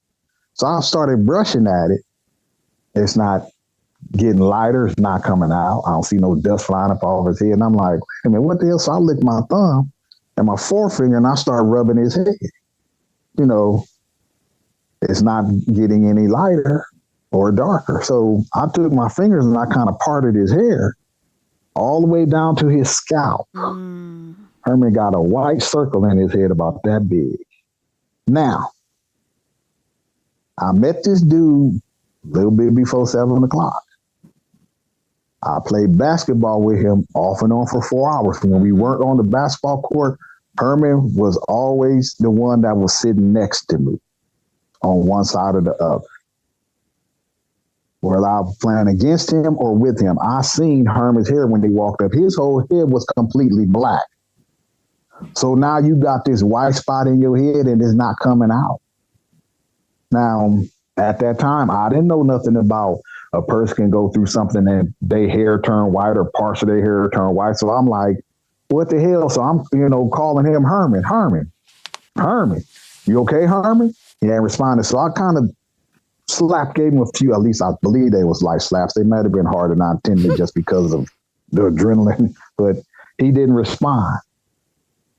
Okay. Cashier turns the outside lights off. We gotta go. And I'm like, I damn sure ain't about to go back up the railroad tracks. Now, I don't know where I'm at now. So how we gonna get back to where I can get my car? So we gotta take the long way around. It took us about 45 minutes because Herman is not, every fourth or fifth step, he might have been putting a foot down to help us, but literally we're dragging him. Then if we heard a noise that we couldn't associate with something that we would normally hear, we stop, semicircle formation, everybody looking in every direction, because I'm like, if that freaking thing come back, I'm leaving. I don't even know where the hell I'm running, but I'm running. Then when we're walking, we're talking, but it's kind of low, and we like, man, did you see that thing? Mostly I stay silent because I'm still trying to process what I see. But these dudes is talking, and they like, man, did you see that thing? And he's like, you should have shot it. And I'm like, no, the hell, you shouldn't have shot it. I'm standing right in the middle of them tracks. I'm like, I don't know what kind of marksman you are. No, you shouldn't have shot it.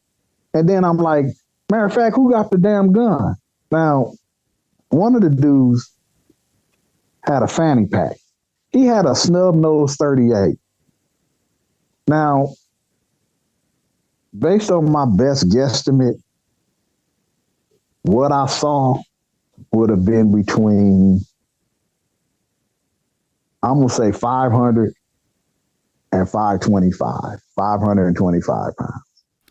It's bigger than Chantal. It was that big. My father used to drive 18-wheeler for a packing house. Sometimes he hauled just bins full of raw meat. Sometimes we pulled the cattle car. So I've seen it when they've been loading the bulls and the cows onto this truck and when they've offloaded them. So I'm a decent judge of character when it comes to weight. And that's where I'm going to put her weight at. When at my age. But 9 feet tall. Not knowing anything remotely close to what I know now about these creatures, it's a werewolf. That's what I seen, a werewolf. The dudes are saying the same thing. It's a werewolf. It's a monster. I was having trouble processing that. But of course, I'm with these fellas trying to get back to the park. So finally, we make it back we come in on the other side of the park, cross through it, go across the street. Herman lives in the second house from the corner, right across the street from the park. We get on the porch and get to his house, get him up on the porch. I sat him down, and I still got to have my hand in his chest. Just like they did at the liquor store. 3 dudes run up there. One is ringing the doorbell. Another one's beating on the door. Another one is tapping on the window. Now, it's almost 2:00 in the morning because the liquor store back then closed at 1:00. It was only a few minutes before 1 when we got there. Yeah, it had 4 boobs. So Herman's mother comes, flings the door open. Who the hell is out here beating on my door like the police? Just like they did at the liquor store. They all start talking at once. Monster, railroad tracks, Herman. Werewolf. And she's looking, fanning her head like that, looking at him. And then she's like, shut up. And pointed at one, you, what happened? He said, something wrong with Herman. A monster almost got him. She's like, wait a minute, what? What's wrong with my baby? We don't know.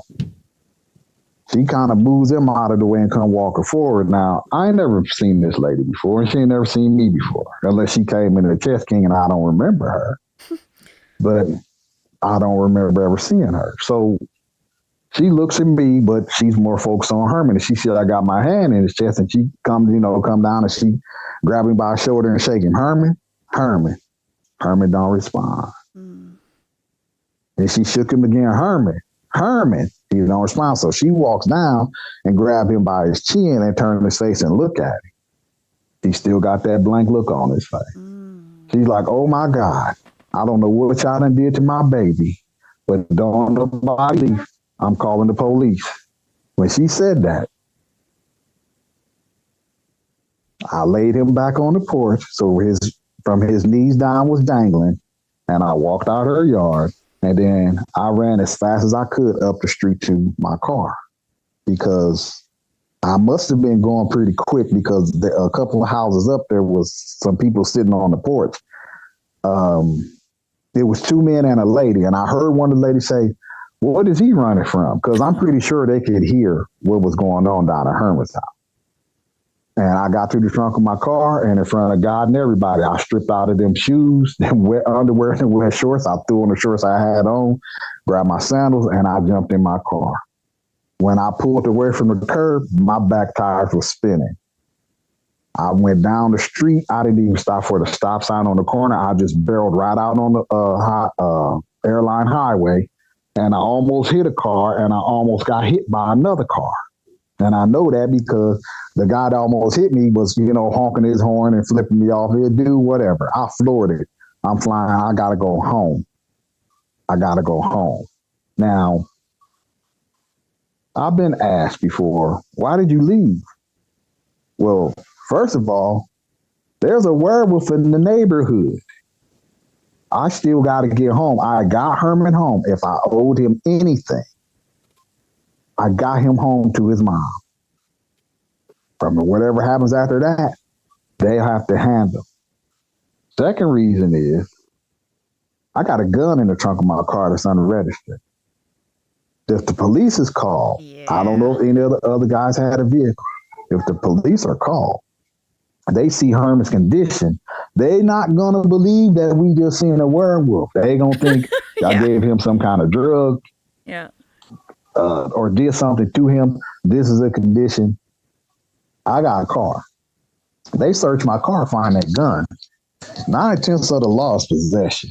They take that gun and do a ballistic test on it. That gun comes back to a murder that was committed in Omaha. You are in possession of this gun in another state. I ain't trying to go to jail down south, let alone anywhere else. Yeah. So I took my hindquarters home. When I got home, Herman's safe. I put my couch in front of the door. I went in the kitchen and unplugged the refrigerator, and I pushed that in front of the door. And I'm like, this might slow her down just enough to give me a chance to get a clean headshot. I went in the closet, got my speed loaders, and loaded both of them. Then I went in the kitchen, went right up in the cabinet, got me Jack Daniel's Green Label, and I took me 2 shots out of there. And then I started replaying what had happened to me. Now, the one thing I didn't say is this, because I'm not 100% sure. I'm in the high 90s, but it could have been something else. But when she stood up on them railroad tracks and looked to the right, I could have swore I seen a gold hoop earring in her left ear. I know what gold look like when it flashes in the sun or under artificial light if the light is bright enough. I seen a gold flash. Could it have been a tracking device of some type? It could have been.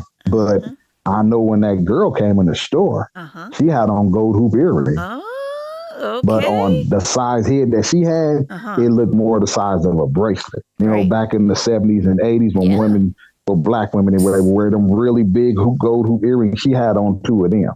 Okay. But the size of that head, it would have been the size of a bracelet. So now I got to figure out what the hell just happened to me and why. I was supposed to meet the chick at that park. I think you did meet her. Did she show up in her other form?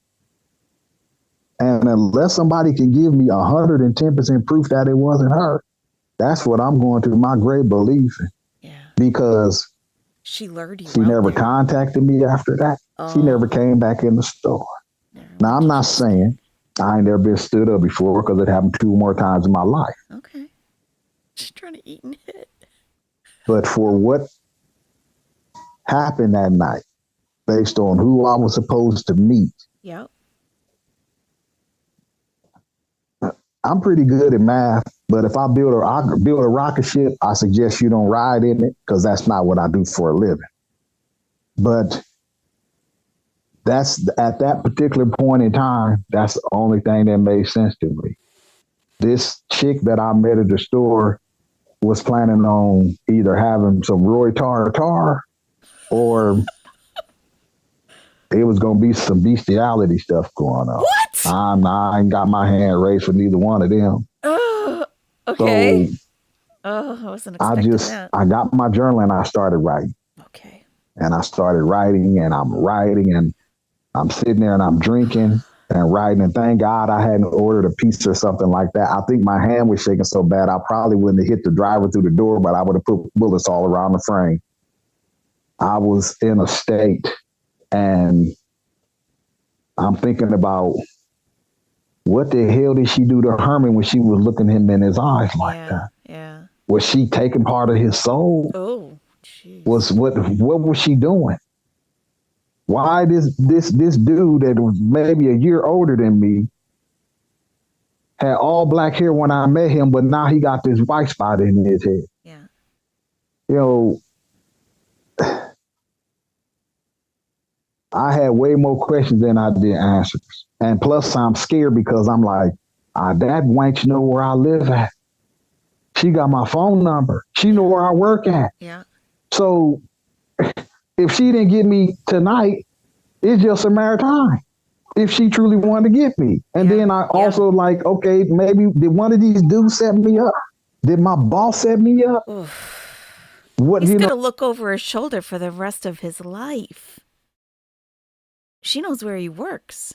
She could be waiting outside at night when he closes. All dark and everything. He walks out to his car. And you get the 4-titty, 9-foot, 500-pound werewolf coming at you? Scary. Very scary. Oh. I'm glad you're enjoying it, Cece. And Academic Adventure. Glad you guys are enjoying it. Oh, I had so much stuff that I had to try to process, but I had very little to go on to give myself a definite answer. So now everything is suspect. Yeah. I mean, every single thing is suspect. I don't know why that happened. I don't know what the rhyme or reason was, but it cost me. It cost me a lot in the years that followed. I mean, I was supposed to go back to work Monday. I called in and I couldn't go back to work until Tuesday because I was not ready to leave my house. I did not feel safe. And when I went to work, I had my gun in the back of my pants. I get to work. My boss is like, so how was your date? Said it didn't happen. She was like, what? Didn't happen. I went on to work. I started doing stuff. Just doing little stuff to stay busy. But that's the recording. That's not us. Every little noise I heard, I was jumping.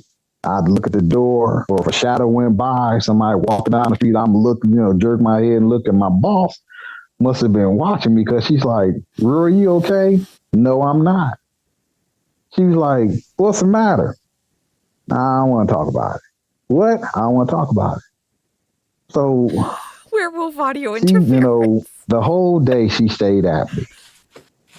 You sure? You can talk to me, Rory. I know you ain't got a lot of family here. You want to talk to me about it? Tell me what? No, I don't. Finally, I got kind of sick of it. She was like, well, why you don't want to talk to me about it? I said, because the person that left out of here Friday is not the person that came back Tuesday. And if I tell you what happened to me, it's going to cost me my job. She's like, what? I'm like, yeah. So I don't want to talk about it. But she could see that it was really bothering me. Finally, I guess it was a little bit before 3 o'clock. She's like, she pulled me to the side. She's like, Roy, just tell me what happened. She said, well, can I ask you some questions about the date? I'm like, what? No date. She was like, what? I'm like, she didn't show up. And she's like, wait a minute. She's did. like, so you didn't kill that girl. You didn't rape her or nothing like that. I'm like, how can I kill or rape somebody that never showed up? She's like, just tell me what happened. I said, I'll tell you what happened to me on one condition. She said, what's that? I said, go back in the office and print out my final check. Because when I get done talking, I know I'm going to have a job, but I want to at least leave out of here with my final paycheck. She's like, I'm not going to fire you. You said you didn't commit a crime or nothing. I'm not going to fire you. And I stood there and I looked at her for probably a good solid minute. And I was like, okay, you want to know what happened? And I told her. She didn't interrupt me. She just stood at the end of the counter and she kind of was like this, looking at me. And when I got done talking, she said, kind of matter of factly, oh, you seen a loot guru. I done just told this woman about something that terrorized the hell out of me, and I'm still in that state. Yeah.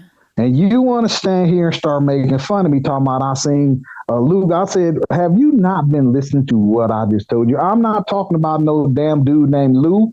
And she kind of smiled. She's like, no, that's not what I said. I'm like, what are you saying? And she said, I said Lou Guru. I said, what the hell is that?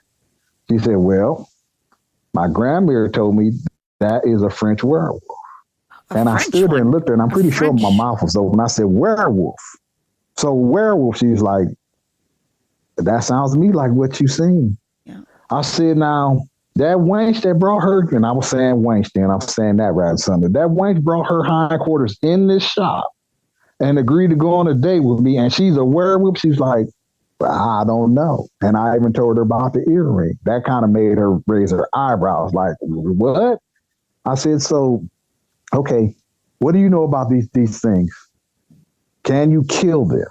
She said, well, my grandmother told me, and I found out later grandmother's grandmother. My grandmother told me that you need some rock salt, some oil, and some fire. Again, I looked at her and I'm like, why do you think this is a joke? Ain't nobody talking about barbecuing no damn werewolf. Well, why do you keep saying this? She's like, well, I'm not making fun of you. I'm just telling you what my grandmother told me. You take the rock salt and you throw it on the werewolf. They're supposed to be highly allergic to rock salt. Then you put the oil on them and then you got to set them on fire. Oof. I said, oh, hell, that ain't going to work for me. She's like, why not? I'm like, okay, let's say I get the rock salt on this thing. They're highly allergic, so they burning and itching and scratching. That's going to heighten the pissed off level that they at. Then I got to put some oil on them. Then I got to light a match and hope the wind don't blow it out and set them on fire. Hell no, that's not going to work for me. So that just means I'm going to die 3 times worse than I would have died if I hadn't ever did none of that. That's what my grandmother told me. I'm like, can I kill her with a silver bullet? She said, you got some silver bullets? I'm like, desperate times calls for desperate measures, so I probably could get some. She's like, well, I don't know if you can kill them with silver bullets or not. She said, because this is a French werewolf, so I guess they go by different, different rules.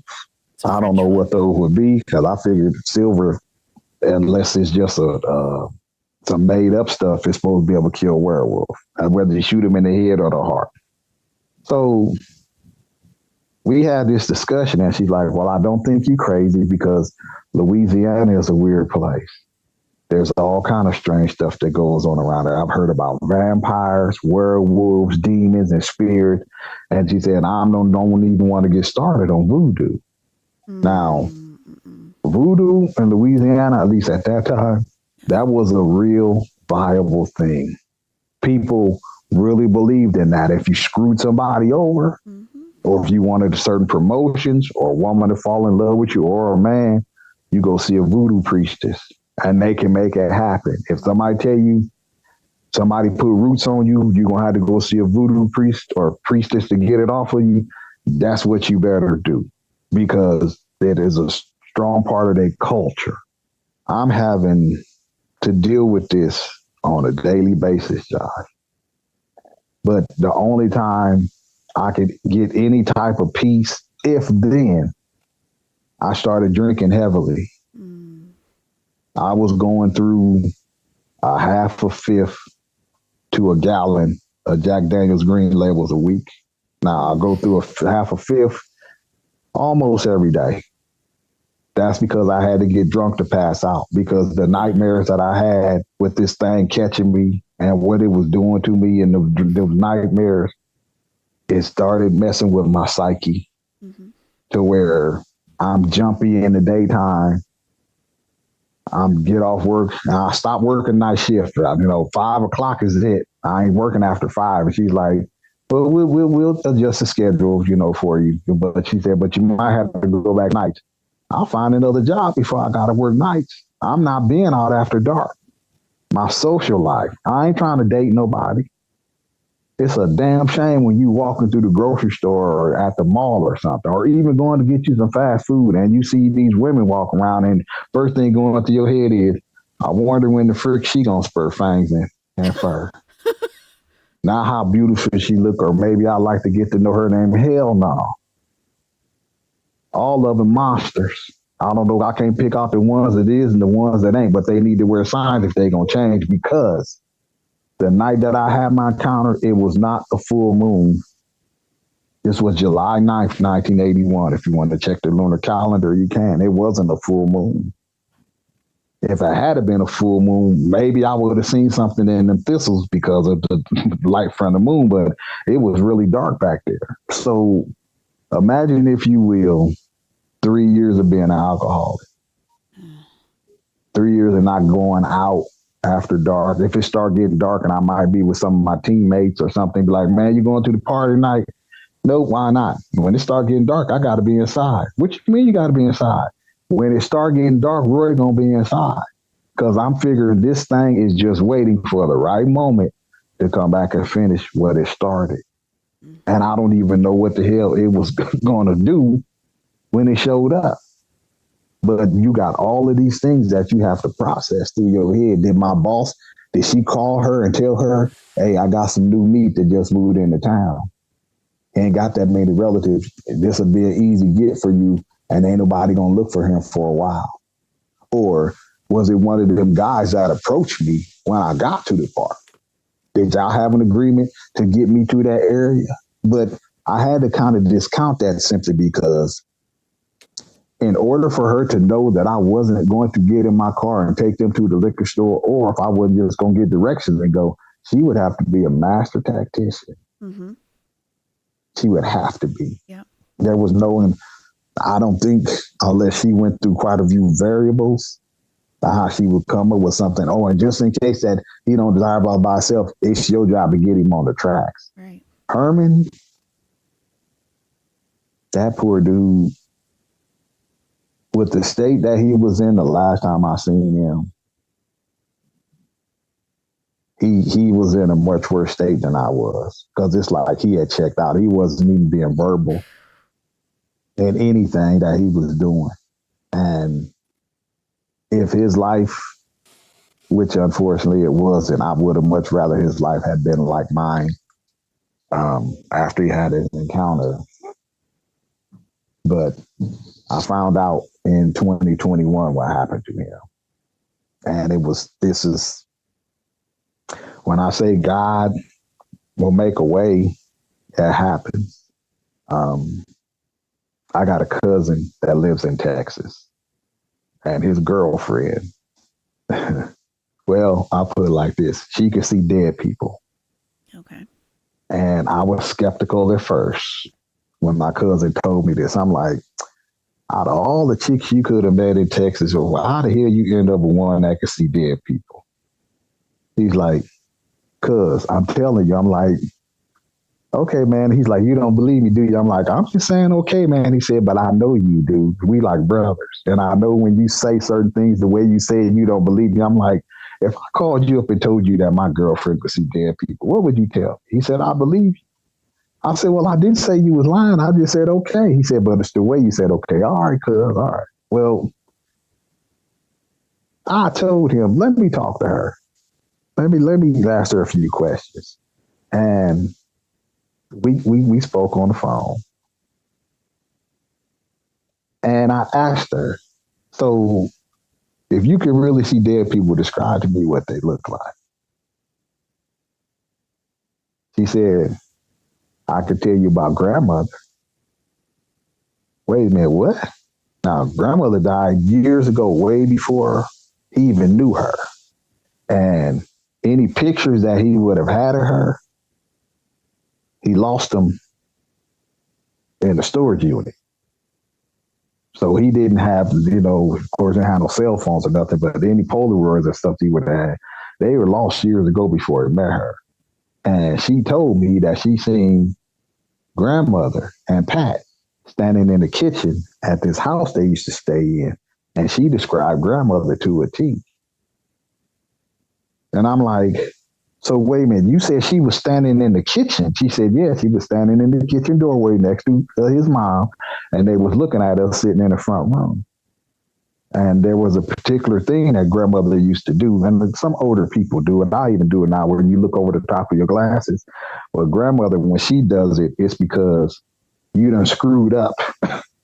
It was never, I'm trying to see better. It's because it's going to cost you, you got about to pay the piper for what you did. So when she described it, look, I'm like, I said, did you ever tell her what grandma looked like? He's like, well, yeah, I told her she was an old lady, but then I never gave her no real specifics. So I said, wow. So when I shared my encounter the first time on another podcast, I sent him the link. I'm like, check this out. And he was like, he listened to it and then he called me. How come you never told me? Cause I'm like, cause I didn't think you would believe me. He said, dude, I've been knowing you since I was 8 years old. We basically grew up together. Why would you not think I would leave you? I'm like, did you hear what I said I seen? He said, yeah. He said, but I know you, dude. I know you're not going to lie about nothing like that. But why didn't you tell me? I'm like, I didn't think you believed me. So she was sitting there listening to it too. So she also has either a photographic memory or she has a photographic memory. That's the only way I could say it, because she knows more than 10,000 people on her Facebook and stuff like that, and she can remember all their names. And I'm like, how can you do that? She was like, I don't know. I've always been able to remember stuff real good. So she took it upon herself to put the word out on her friends that I was looking for these guys. But she described Herman as around my age with a white spot in his head. Now, when Hurricane Katrina hit New Orleans, a lot of people got displaced. They sent them as far away as New York. They even sent some here to Arizona. They got pushed everywhere. Well, I think it was maybe about 2.5 weeks. I don't think it was quite 3. She called me up and she said, I think I found who you're looking for. And I'm like, who'd you find? She's like, well, I'm not sure.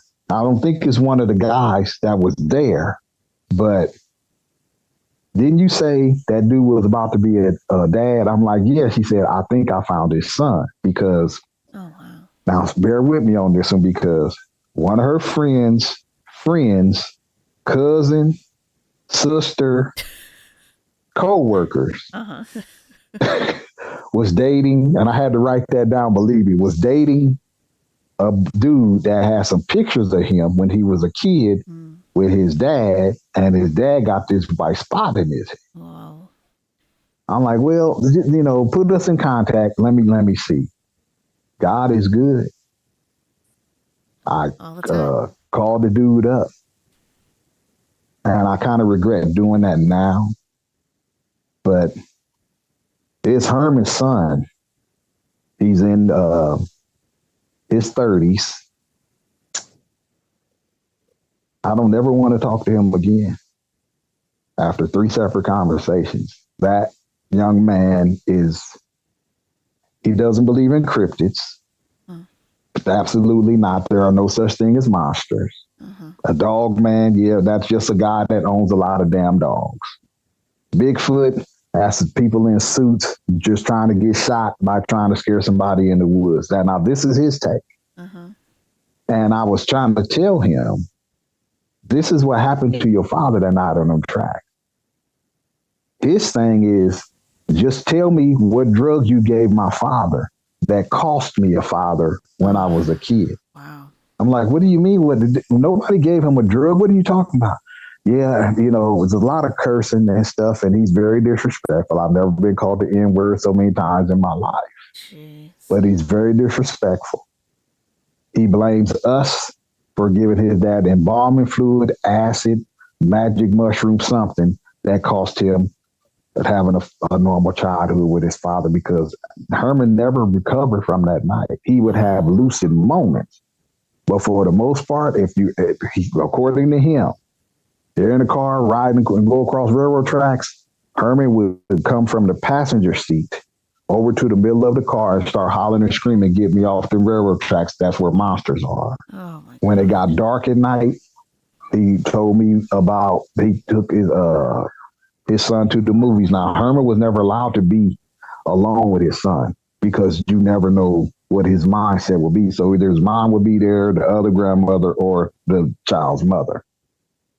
They took him to the movies one night to see, I know it was a Disney movie. And they got there, it was still light, but when the show was over, it was dark. They had to park kind of toward the end of the parking lot. And as they started getting close to the car, there were shadows around. Herman just took off running back to the front of the theater where it was well lit.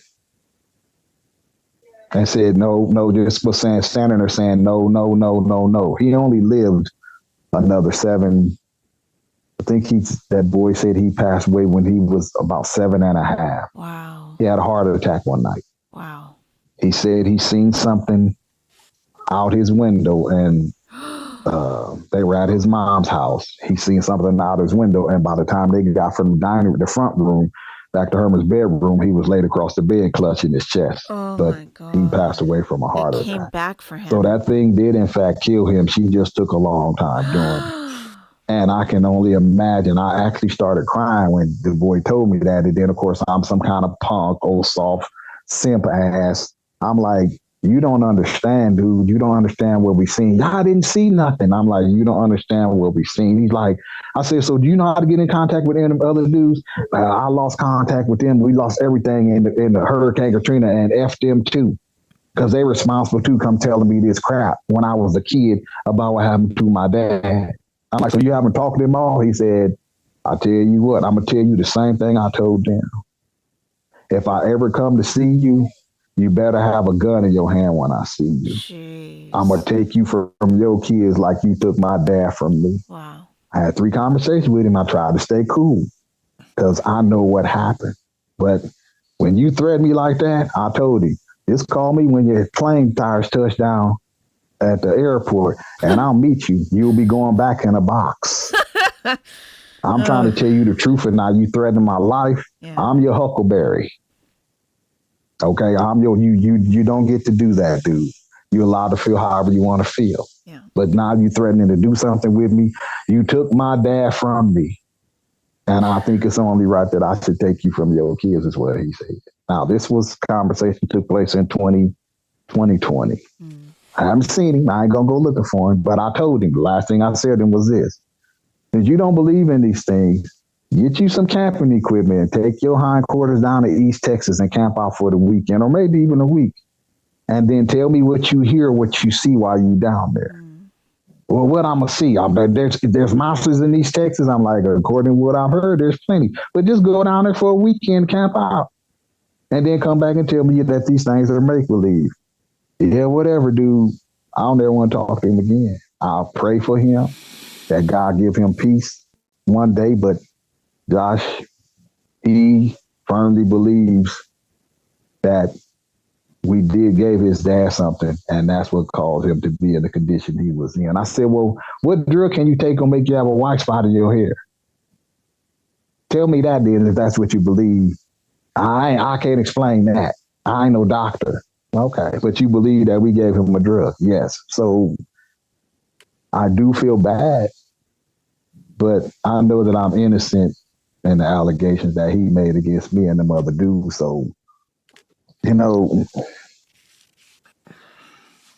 when you think about what Herman's life was like, nobody should have to, that's not living, that's just existing. Yeah.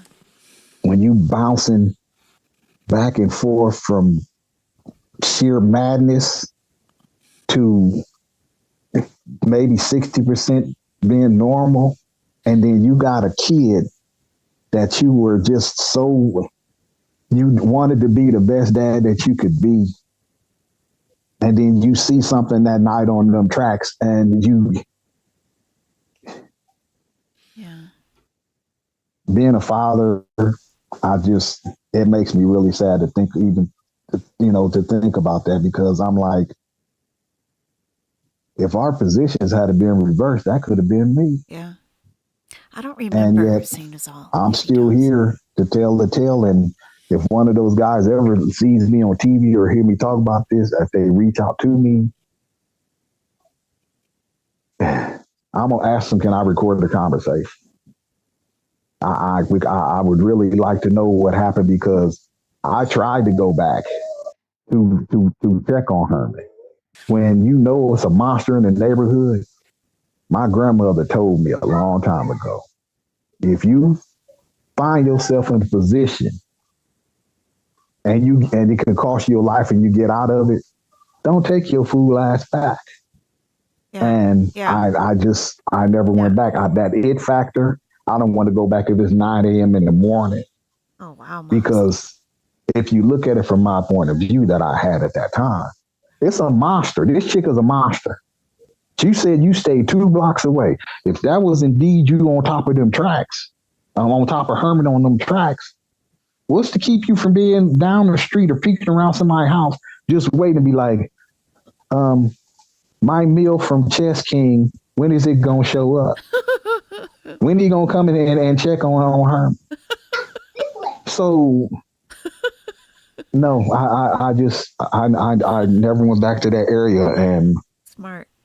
Even my boss was like, she asked me, so if you see her again, if she come in the store or she come to your house, are you going to ask her if she a monster? I said, I'm not going to ask her anything. I said, what I'm going to do is this. She going to take 6 in the chest. Yeah. I'm going to reload, and I'm going to take 6 and try to decapitate her. Okay. That's what she going to get. And, her eyes got kind of big, like, you a shooter?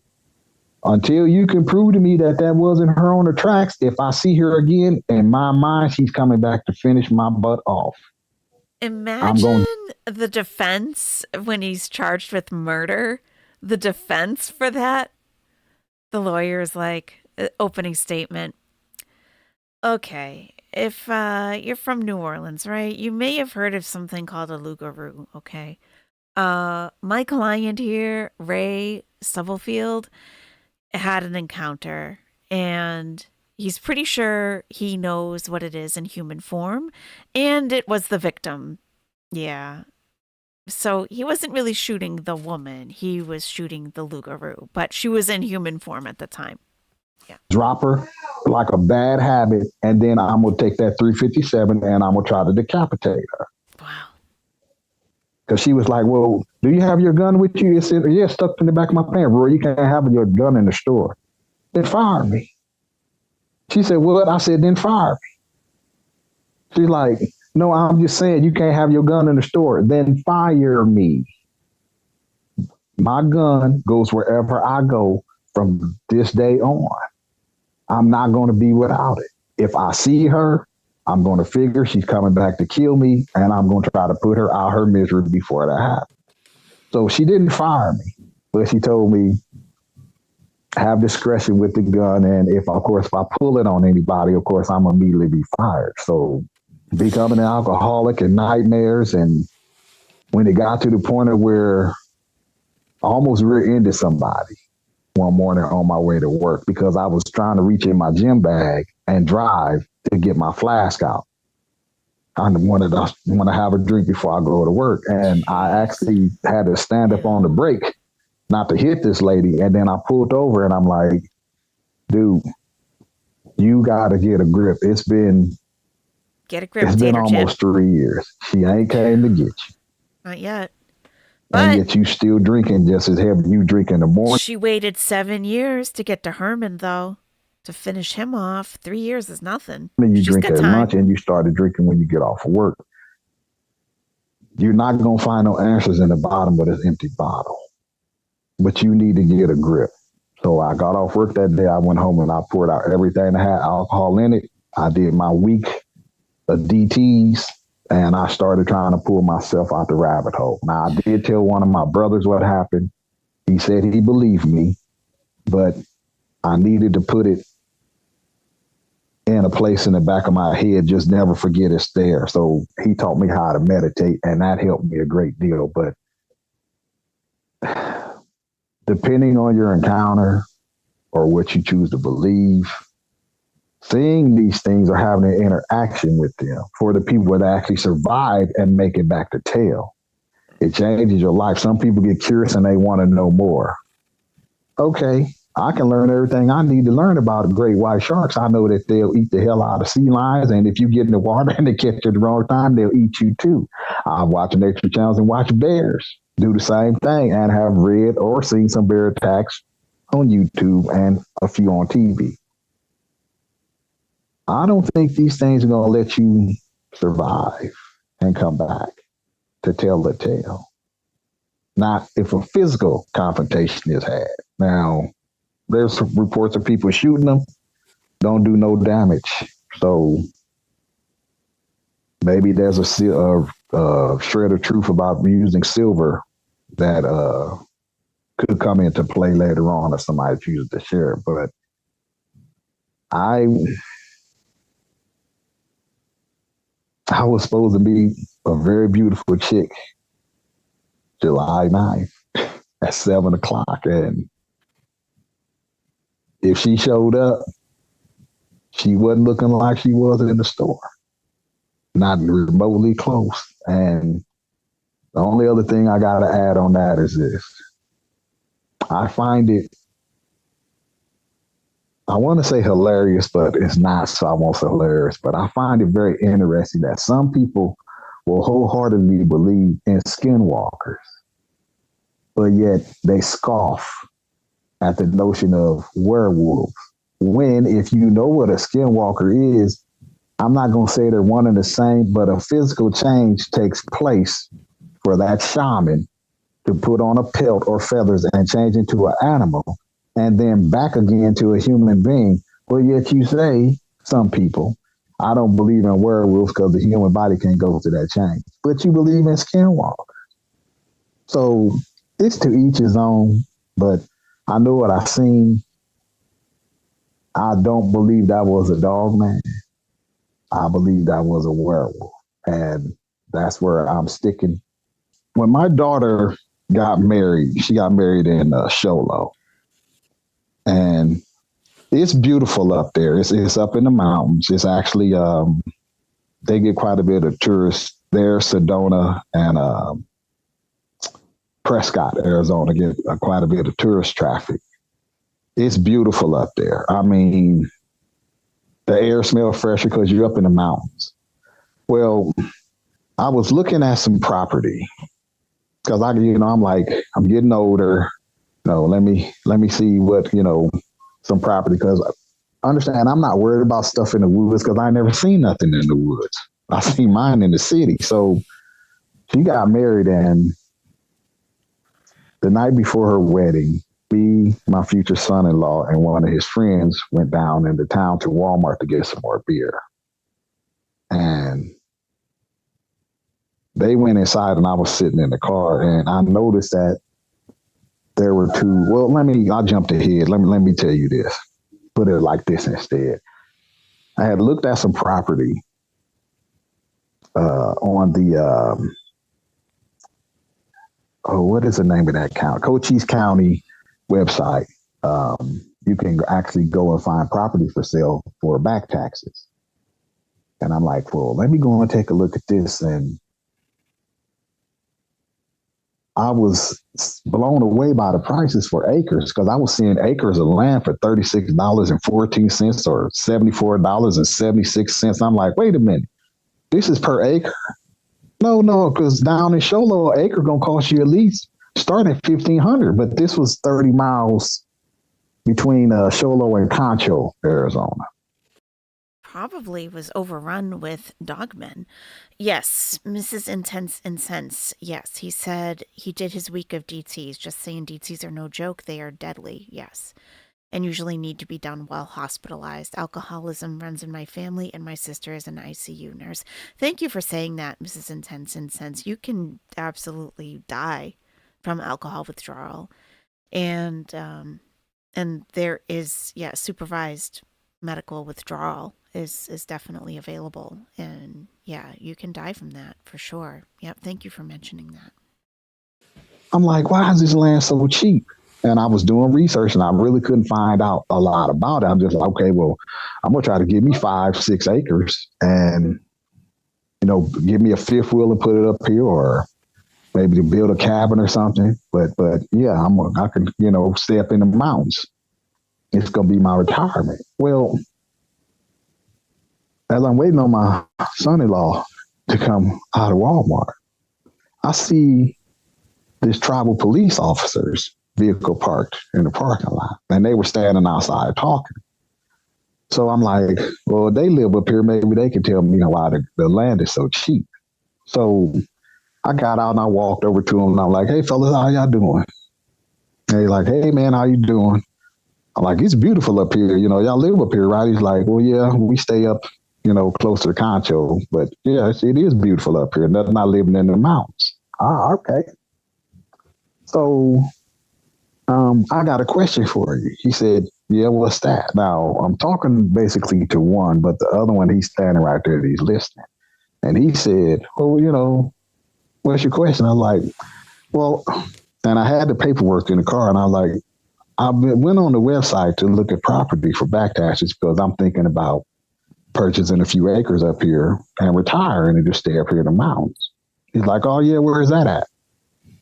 And I got the papers out of the car, and we was talking, he was looking at it. And he looked at the other tribal police officer. And then he looked back at me when he showed in the paper. He said, so you been here, looked at this? I said, yeah, we drove up this morning and looked at it. And I'm probably going to look at it again tomorrow after the wedding before we leave. Now, this property I had looked at actually had been measured off and set up with water, a gas pipe, electrical. You just had to dig a trench to have them run it from the pole and the outlets to your property. You know what that tells me? You know what I think that says? That maybe someone did try to build on that property and they got chased out by something. They abandoned it. Susie Q says, my uncle ended up in the hospital with DTs. He was critical. He never was completely himself again. He saw all kinds of things. Wow. Well, that's too bad, Susie Q. Wow. Structure. So he said, well, and I looked at him, I'm like, what? He was like, I said, but it's already been marked off and stuff. I'm like, well, what happened? And he's like, well, my grandfather, I'm going to tell you what my grandfather told me. I'm like, okay. He said, back in the 20s and 30s, these investors came and bought all this land up here. I'm like, okay. He said, but none of them were from the United States.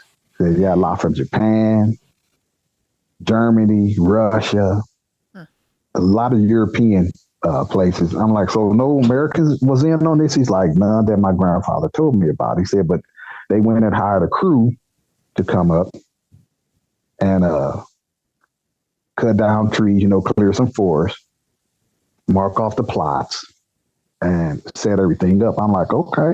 So that's what's up. I'm like, so what happened? He said, well, the crew that they had to come in and do all this work, they had been up here, and he said, I can't remember how long, but the supervisor used to stay either down in Sholo or up in Concho, and then he would show up the next morning. Now, back in these times, a lot of guys were sleeping in tents, or they had those little single pull behind trailers, or they would sleep in their vehicles.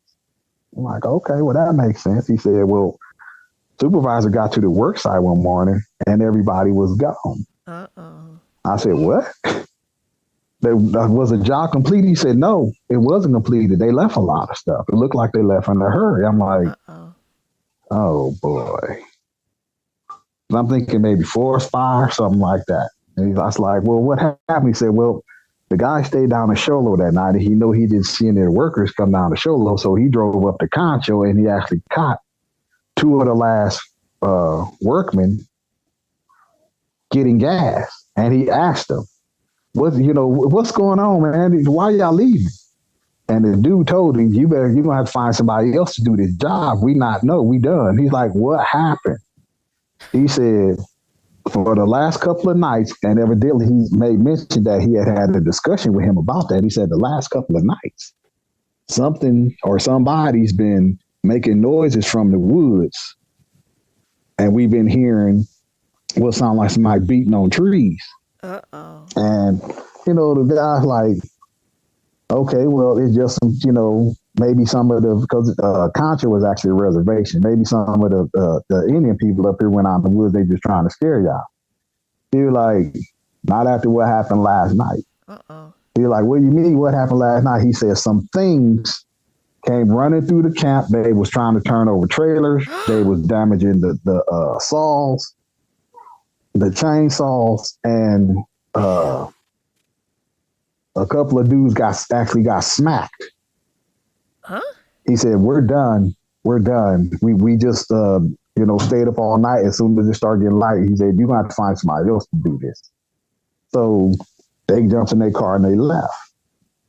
Based on what the tribal police officer told me, they haven't been able to find anybody to come up there since then and put in new pipes, lines, whatever. Because the property. NBC said, bitch smacked by a wolf.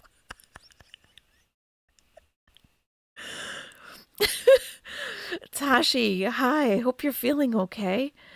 Tashi says, hey, AYS and peeps, this guy is really good at telling this story. I was like, I'm going to lurk and go to sleep. Nah, I'm invested. Oh, my God.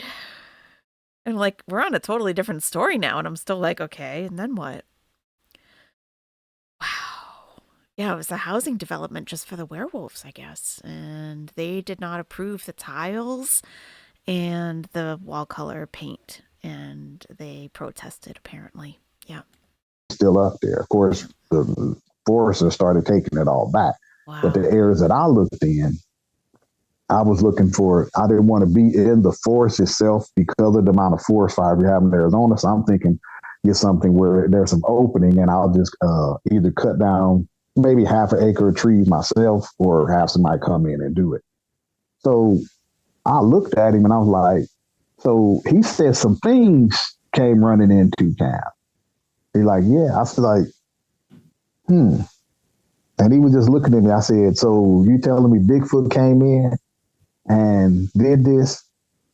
And I wish I had been recording this because the look on his face, his eyes got big and he looked me up and down and I'm like, you thinking because a black man said that to you, that's what surprised you. And he was like, well, I'm just going to say this. If you decide to buy this property, he said, you just need to be able to get along with your other neighbors. I'm like, there's nobody else for at least, 7-10 miles in either direction. That's why I like it. He's like, no, there's other people up there. He said, yeah, I'm talking about Bigfoot. He said, they're always around the reservation. They ain't hurt nobody to the best of our knowledge in a long time. Right. The Native Americans protect the Bigfoot guys because they... I'm like, do I say big feet or big foots? Yeah, they protect them because they know what they are. Like they're apparently very spiritual creatures or something. Tashi says, I'm feeling okay today. I'm enjoying being okay for once. Having chemotherapy next week, so getting ready for being out of commission for 2 to 3 weeks. Oh, Tashi. Yeah, you start to really value those times when you feel okay, huh? I'm glad you're here with us. Maz says cryptid HOAs. Yeah, they probably have all kinds of rules, huh? I would think. And very cute cryptid. Your name just made sense to me all of a sudden. Are you a cryptid? Very cute? Are you very cute, cryptid? They have a no Bigfoot related deaths in how many days sign? You can't prove it. You cannot prove it. You're enjoying the Cryptid Friday content, Iron Chef? Good, me too. This guy's he can tell a story for sure. Some people think there's Sasquatch where you live. Tater tot hot dish? Really? Yeah, they seem to like heavily forested areas and stuff. Yeah. But they were here first. And he said, are you planning on having any kind of livestock, any cattle, rabbits? No, I just got my dog. I said, maybe I might get a couple of horses eventually, depending on my grandson get older if he takes any interest. But other than that, no, I'm just going to have my dog. He's like, well, then as long as you don't do anything, you should be okay. I'm like, what do you mean do anything? Yeah. He like go out in the woods and start shooting at them or stuff like that. I'm like, as long as they leave me alone, they can do whatever they've been doing. Because I have no. And he said, well, your neighbors is always going to come and check you out. I said, they can stand in the tree line, look all they want. I just don't want them flapping on the house, looking in the windows and not trying to get my grandson. No, dude, I don't. I said, you know what? Never mind. I'm good because my grandson was only, I think he was maybe 3 or 4 months then. And I know just by watching him as he's 5 now growing up, when he got to be 2 and 3, we out there in the woods. I'm in the 5th wheel. I'm laying down and he gets up before I do. And he goes outside. And one of them things get him. I'm taking everything I own and I'm going in the woods after him, either to recover him or a body. And it's probably going to cost me my life, but that's my grandson. So rather than have to put myself possibly all of this for some cheap land, why don't you just buy land someplace else? Just because the land is so cheap? Why are you putting yourself through this again? It's like it's you against the cryptids now? Like you can just move to New York City and not have to worry about that shit ever again. What are you doing? You come from Dogman country yourself, Susan? Really? Is it Hexate? This is way more interesting than Foodie or Amber. Thank you. I agree. I find the girls very boring.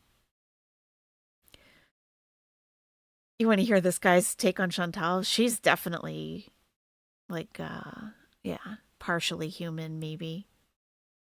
More believable than Foodie or Amber? I mean, that's true. Situation like that. I said, you know what? I'll just stick to coming up here, going fishing, because I don't go camping. But that's what he told me. And he just said it, matter of fact, like, he said he's had to go on a couple of calls to where Bigfoot was on the res, showing up, standing, watching these ladies' kids play. I said, well, what did you do? He's like, what can you do? They didn't do anything. They ain't hurt nobody. They haven't hurt any pets or animals. So I'm like, so y'all just stand there and look? He's like, that's pretty much it. So, but now knowing what I know about Dogman being up there, I have no interest at all living in the mountain. Because it's not a matter of if, it's just a matter of when they gonna show up.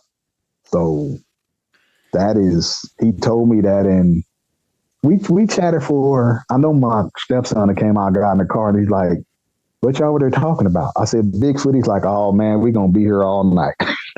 Like, whatever, dude, whatever. But I've talked to quite a few people. Where I was on their show, I've actually turned down more podcasters than I've accepted the invite to be on, because I'm an energy guy. And if your energy is not right for me, or if I listen to certain things that you do and I can validate it, no, I'm not coming on your show, because the cryptid community, there's a lot of egos, backbiting. People act like they can't use common sense to think for themselves, but and this is no reflection on you, but everybody want to be number one.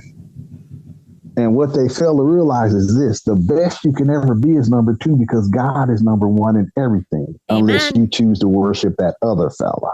That's right. So, amen. Well said. Well said. I just, I've talked to so many people over the last 3 years, and Vic Cundiff, I appreciate him greatly. I got a lot of respect for him. But I'm going to say this, and I told you this when we had a phone call. Sometimes I wake up blessing him, and some days I wake up cursing him because I'm like, why did you tell them people my freaking name so that that TV show would reach out to me?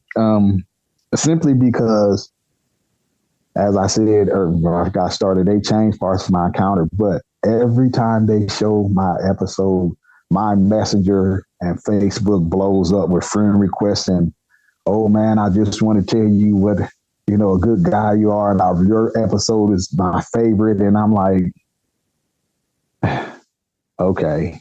And I appreciate it. I try to respond to everybody. I very seldom get a negative comment or something, but I've talked to a lot of people. And when you hear and see some of the things that have been shared with me behind the scenes, it opened up a whole new world to me when it comes to cryptids. And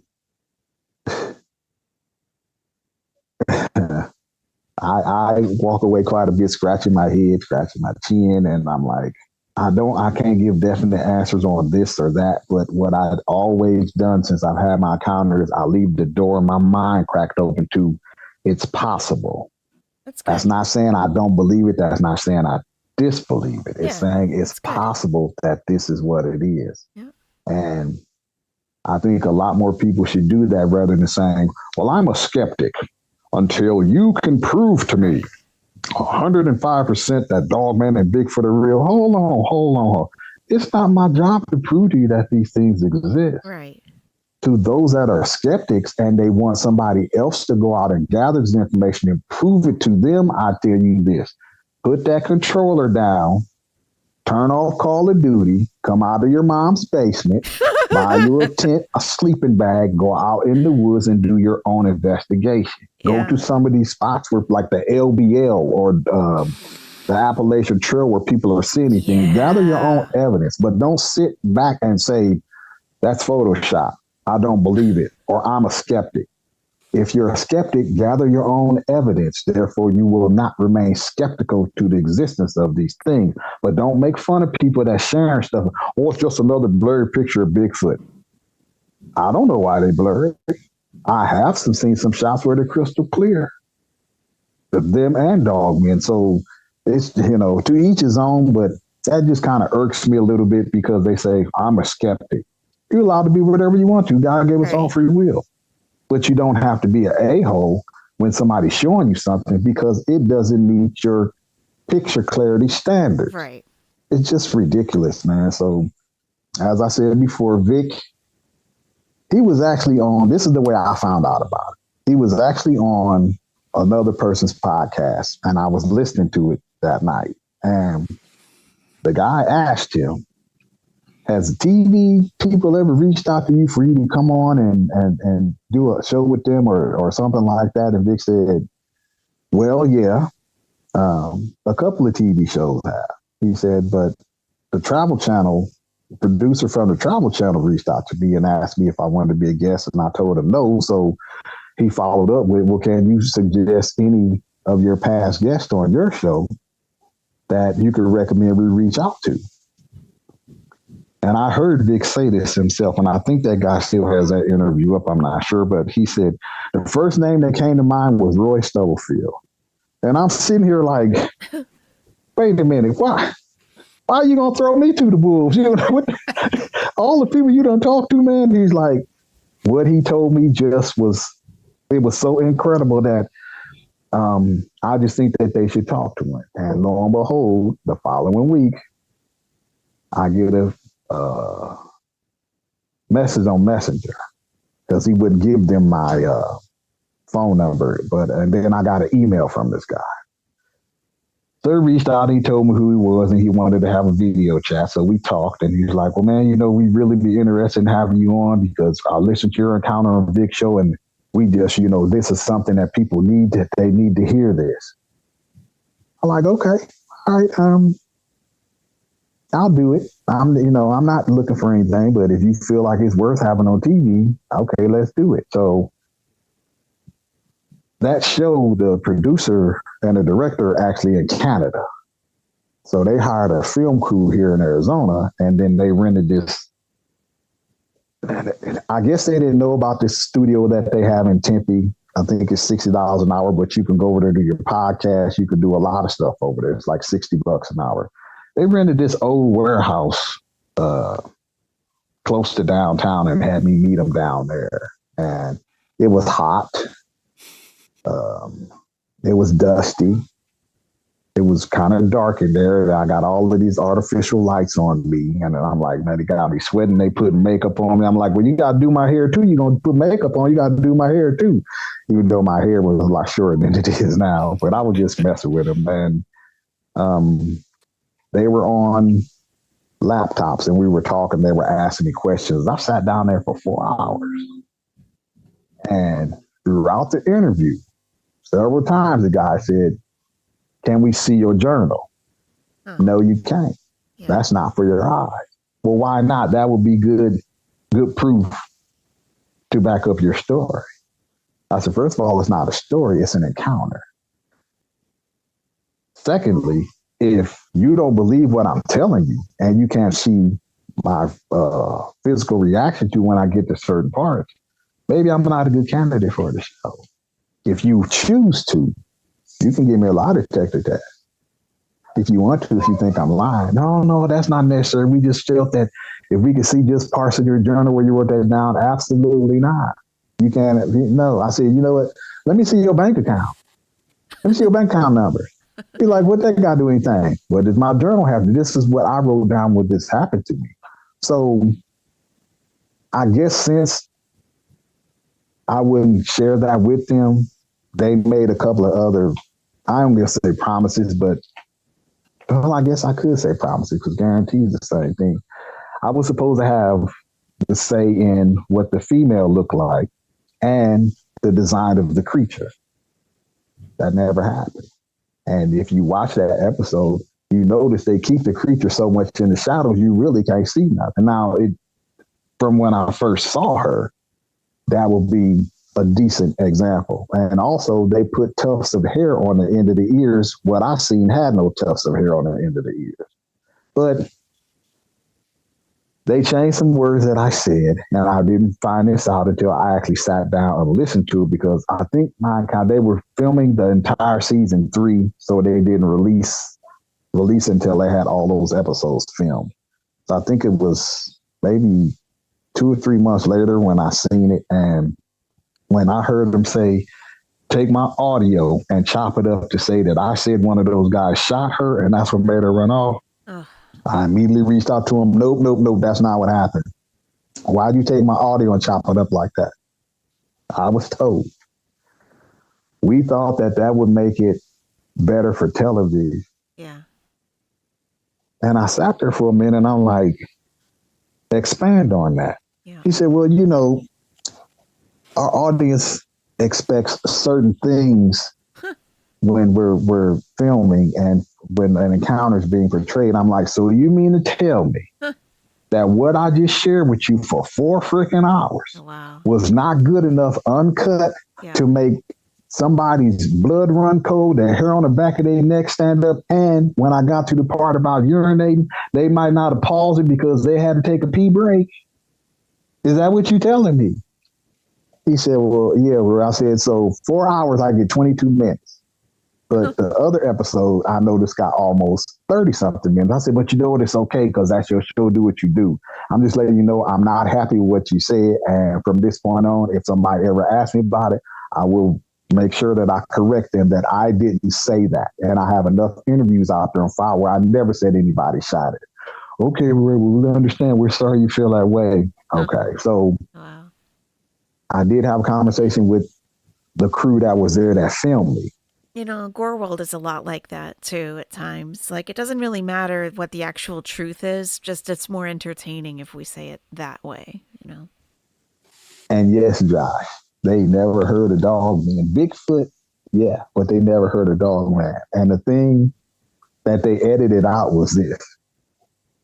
When I was talking about my encounter, the cameraman and the sound guy, I would cut my eyes and look at him when I was talking. The camera guy was like, What, you could see him like, what the hell? But he was just mouthing. He was, what the hell? And I looked at the guy holding the mic, and he was looking at me like, oh, hell no. Hell no. So when I got done filming everything, they came to me and they asked me, dude, that really happened to you? I said, so you mean to tell me you think I'm going to come out here and it's like 102 degrees and sit in this hot ass warehouse to tell a lie? Yes, that's what happened to me. I said, gave them the link to listen to Vic's show. Then I said, listen to it here if you want to hear everything, just as I told it. The camera guy actually sent me a message. He sent me a message and he was like, I don't know what to do with what you shared. I'm like, this is what I want you to do. He said, what's that? I said, just be careful and make sure you're always observant no matter where you're at or you're in the woods or the city. That's what you do with that. I just told people this because this is what happened to me, but I was not in the woods. I was in a neighborhood. And I've heard quite a few encounters since I've been there about these dog men coming in the neighborhoods. My God. Now, whether they getting people or they just letting people see them, I don't know. But the intelligence that they have and how black they are. She was so black, it's like she could absorb the light. I mean, it's just otherworldly how black they are. And when they look at you, should you choose to make eye contact, Josh, when I tell you they looking into your soul and beyond. It's not like facing off against a bear or a tiger or a lion or a big dog. This is something that has intelligence working behind them eyes. But when they look at you, I don't know if it's your primordial instinct, knowing and accepting that this thing can kill you real freaking quick. Yeah. But yet, when you got something looking at you like, I know what scares you. I know how easy it'll be to kill you. And you know to your core, your being, there's nothing you can do to stop it. Unless you got a flamethrower or maybe an elephant gun. And you hitting them with a miniature cannon shell. Then that's going to change the outcome. Now, for you and that one, what about the 3 or 4 that he's running with? That's where the problem gonna be. So, oh my God, that was pretty much it. Like I said, I was okay with it. I just seeing yourself sitting on TV for me was, I was just laughing at myself like you should have did this, you should have did that. But hindsight is second 20. But I just wish they had told my encounter exactly as I shared it, because man, I don't think my heart could stand being that scared again, especially being almost 60. I truly think my heart will stop. Now, I would like to see her again. And I know that's really going to sound strange, under one of 3 conditions. Okay. Either I'm sitting in a tank and I got 3 platoons around me in between, and I got a real good pair of binoculars and I'm looking at her from a distance. Or if she's in some kind of enclosure that, whether they guarantee or not that she can't escape, I want to be close enough to an exit so that by the time she get out, I can be on my way. Or if she comes to me and changes in front of me while I got my gun pressed right in her ear. Ugh. That's how I like to see it. And that might sound crazy, but that's the quickest way to the brain. It's through the ear. And that's it. But under other conditions, it was a beautiful specimen of what she was. Just the sheer power. And I'm going to always say it just makes no sense to me that she looked like she had just left from the groomers, man. I mean, her hair was not a place. It wasn't sticking up or spiky or nothing in her. It just like she had been brushed. They set her down on the edge of them thistles and she came out.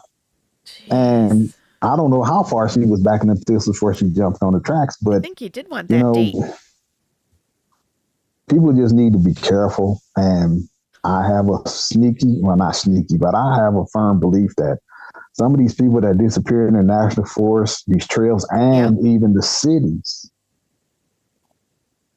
these dog men are getting them. Yeah. Or maybe they were wolves. There might be a homeless person that's sleeping with 100 other home people that's changing at a certain time and supplementing his diet with some of his fellow homeless people. So, oh my God, I just keep that door, like I said, open in my head to as possible, because until you can prove it's impossible, it should always be possible. I think Sherlock Holmes said it better than I did, but I just gave their bridge version. So that Travel Channel's, they did a decent job until they switched stuff up. They said that I ran home. I drove out there. Now, they showed me in the car driving, but they said I ran home. 22, 23 miles, I ran home. Yeah, right. So I just was like, okay, I ain't never ran that far in my freaking life, and I plan on doing it those times soon. But on Vic's show, I started doing some more research about cryptids. I listened to Jeffrey Naldani's channel, and the red lights. I don't know. There's a guy on there named Victor that I listened to, and he talks about he used to be a government employee that hunted Bigfoot, dog man, and I think he hunted a giant too, or tried to get him, but he talked about killing some up under the St. Louis Arch. I found that very interesting. He killed a dog man under the St. Louis Arch in the city. Oh, yeah. That was very interesting. I have heard that one too. We should do that one sometime. That is an equally as compelling story as this one. No, it's a different guy altogether. It's a different guy. That's a good story too. Yeah. And it's about a dog man. Yeah. Interesting. And I listened to a few, well, ever since I Wolf Stories with AYS was on Vic's show, I decided to start a Facebook group. And it's actually my second one that I started. I got rid of her. Chantal, let us know when you get your shit together, and we might come back and watch. But yeah, we got way more interesting things to do. Was that on camera? No. First one, it was too much drama. But people started reaching out to me left and right. They heard my encounter, seen me on TV, and they started reaching out. Now, when I'm on TV, boy, I'm not trying to be famous, and I appreciate, like I said, all the kind words that I get. But a lady reached out to me, had seen me on TV, and she decided to reach out to me because she's got some weird stuff going on. And when I say weird, I mean weird now. Oh, the Arkansas lady, yeah. Yeah, understand. I've talked to, I don't know, I guess I'm going to have to say 273 people this year that have reached out to me on Messenger. And they either got some paranormal stuff going on, Bigfoot, Dogman, UFOs. But when she reached out to me, which was, we're coming up on 2 years now, she asked me if we could talk. I said, sure we can talk. As long as you stay within certain boundaries, yeah, we can talk. What you got going on? Yeah. She's like, well, I want to show you something. Now, me and you had a conversation about some individuals saying they want to show you something. She wants to show you her 4 boobies. Oh, good night, Magnolia. You have a great weekend, too. And it ain't cryptid related. That's all I was saying. Yeah. But I'm like, okay. And I asked her, is this about cryptids? She's like, yes, it is. I'm like, okay, let me see what you got. Show me what you got. She sent me these pictures of a Bigfoot. Okay. And a dog man and what I believe is a cat person. A cat person? And I'm like, where'd you get these from? She's like, I took them. Wait a minute, what? She's like, well, I got more. So she sent me some pictures of some UFOs. I'm like, oh, wow, what's, you seeing all this stuff? She's like, I've been seeing this stuff for the last 6 years. Huh. And there's nobody I can talk to about it other than my kids. So I'm like, okay, well, let me take what you send me and I'm going to run it through some filters. She's like, so you think, I said, no, my vision ain't what it used to be. I'm just running through some filters so I could bring it out more so I could see what I'm seeing. She's like, okay. Since that day, she's shown me some stuff and I've shared some with you behind the scenes just so you can see it that you're not going to find anywhere else. I don't post it I post a few of them in the other groups, but I'm not part of a whole bunch of groups. But why doesn't she share it? I got some stuff that she has some stuff that she shared with me. Let me make sure I say that correctly. So she sent me a video. Actually, let me back up. She called me one morning and we were, she was asking me some questions. It wasn't Christian related. She was asking me some questions about how to fix something. And in the middle of the conversation, she said, oh, I'm sorry, I was wrong. She called me one evening, but the first time this happened. And she was asking me about trying to fix something. That was the phone call. And she told her daughter to go out to her vehicle and get her backpack for school. So she's standing in the door watching her daughter. And I was telling her what size tool she was going to need to try to fix. It was something to do with her sink. And in the middle of the conversation, she's like, wait, hold on. And I'm like, well, if you got another phone call, go ahead, because I know her father was supposed to call her. Go ahead and take that and you call him back. She said, no, the police don't get off the phone. I'm like, what's going on? She was like, wait a minute. So she called her other daughter and have her come over. She's like, do you see that? And I'm like, I don't see nothing because we not video chatting. What she said, no, I'm talking to my daughter. I'm like, okay. So I heard her daughter say, down on the corner? She's like, yeah. She's like,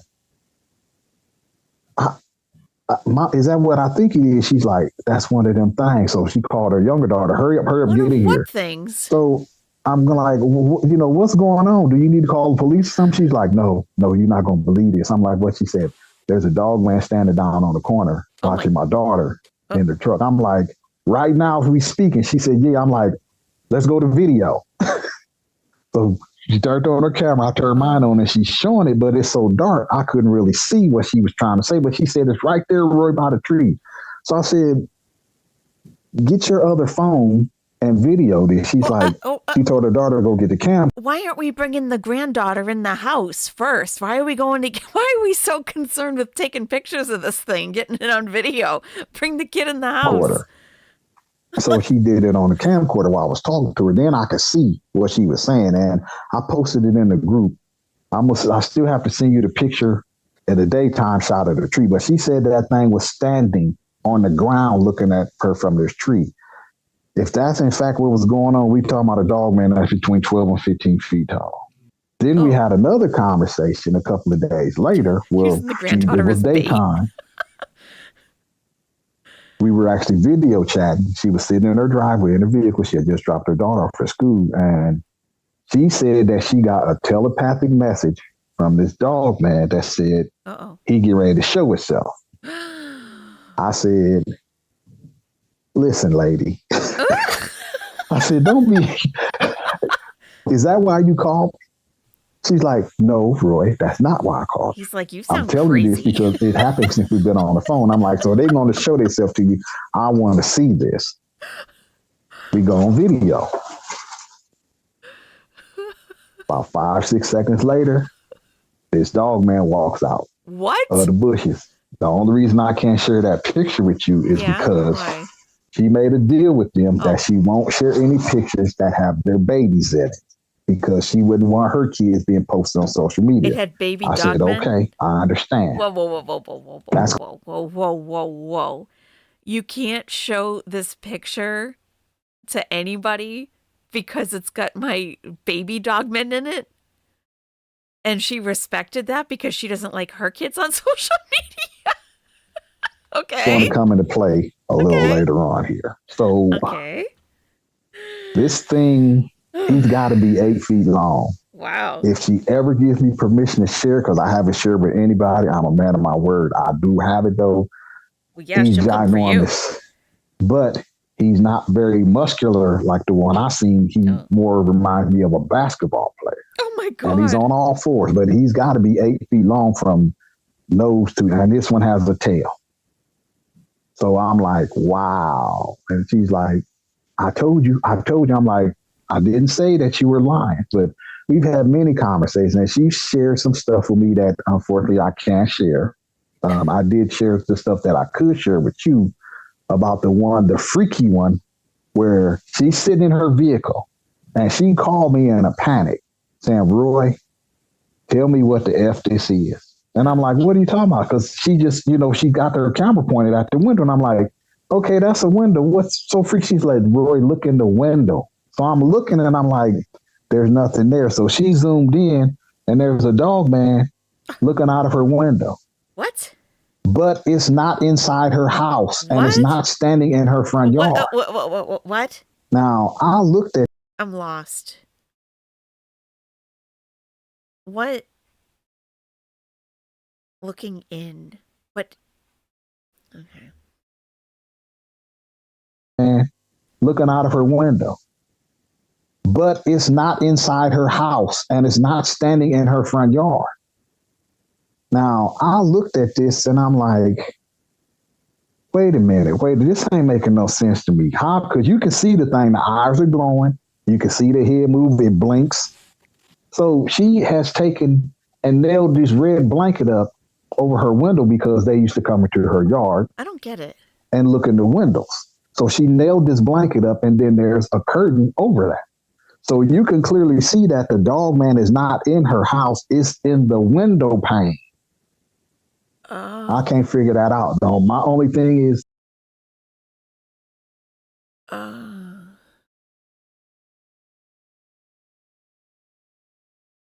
But she said that it wasn't in her front yard. It lives in the window pane. There's got to be a portal there, or that's a demon that has plucked the image from her brain. Oh, God. And is presenting itself to her as a dog man because it knows this is what she's dealing with. She sent me 2 or 3 videos where there's multiple in there. And actually in one of them, if you look at the top left, there's a Bigfoot face in there. Oh, so my God. I don't know what that weirdness is, but you're not. Bismillahirrahmanirrahim. Seek refuge from the accursed Satan. La ilaha illallah Muhammad Rasulullah.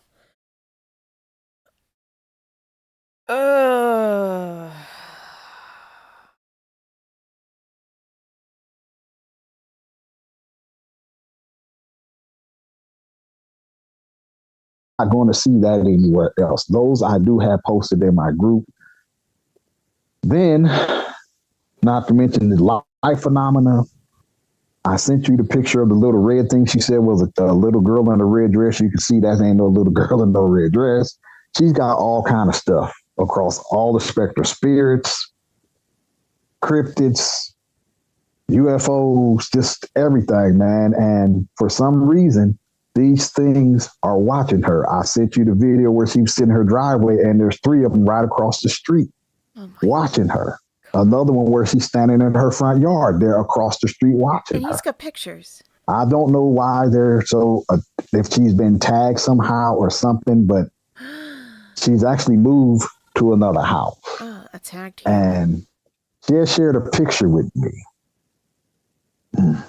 of this dog man. I did not realize at the time I posted that picture that there was a pup in the picture. Oh, no. When I noticed it, I made a comment and then I took it down. Now, some people may say, oh, he's about to take us to La La Land or BS, but I've seen the video. She actually gave me access to her security camera outside her house. I can go in there and look at stuff at 1, 2, 3, 4, 5 o'clock in the morning. I've actually got 3 that she sent me this morning that I have to review. About 48 hours after I shared this video, 3 pit bulls showed up on her property. It's late at night, well in the AM. You can see 2 of them. Yeah, he said a pup, like the dog man's child that they didn't want on social media. On the camera, and they're looking like they're looking behind the camera because it's mounted in the carport. Okay. Less than a minute later, you can hear them breaking into this lady's house, or What? sound like they breaking in. Breaking in the house. And they started killing her cats. Oh, no. No.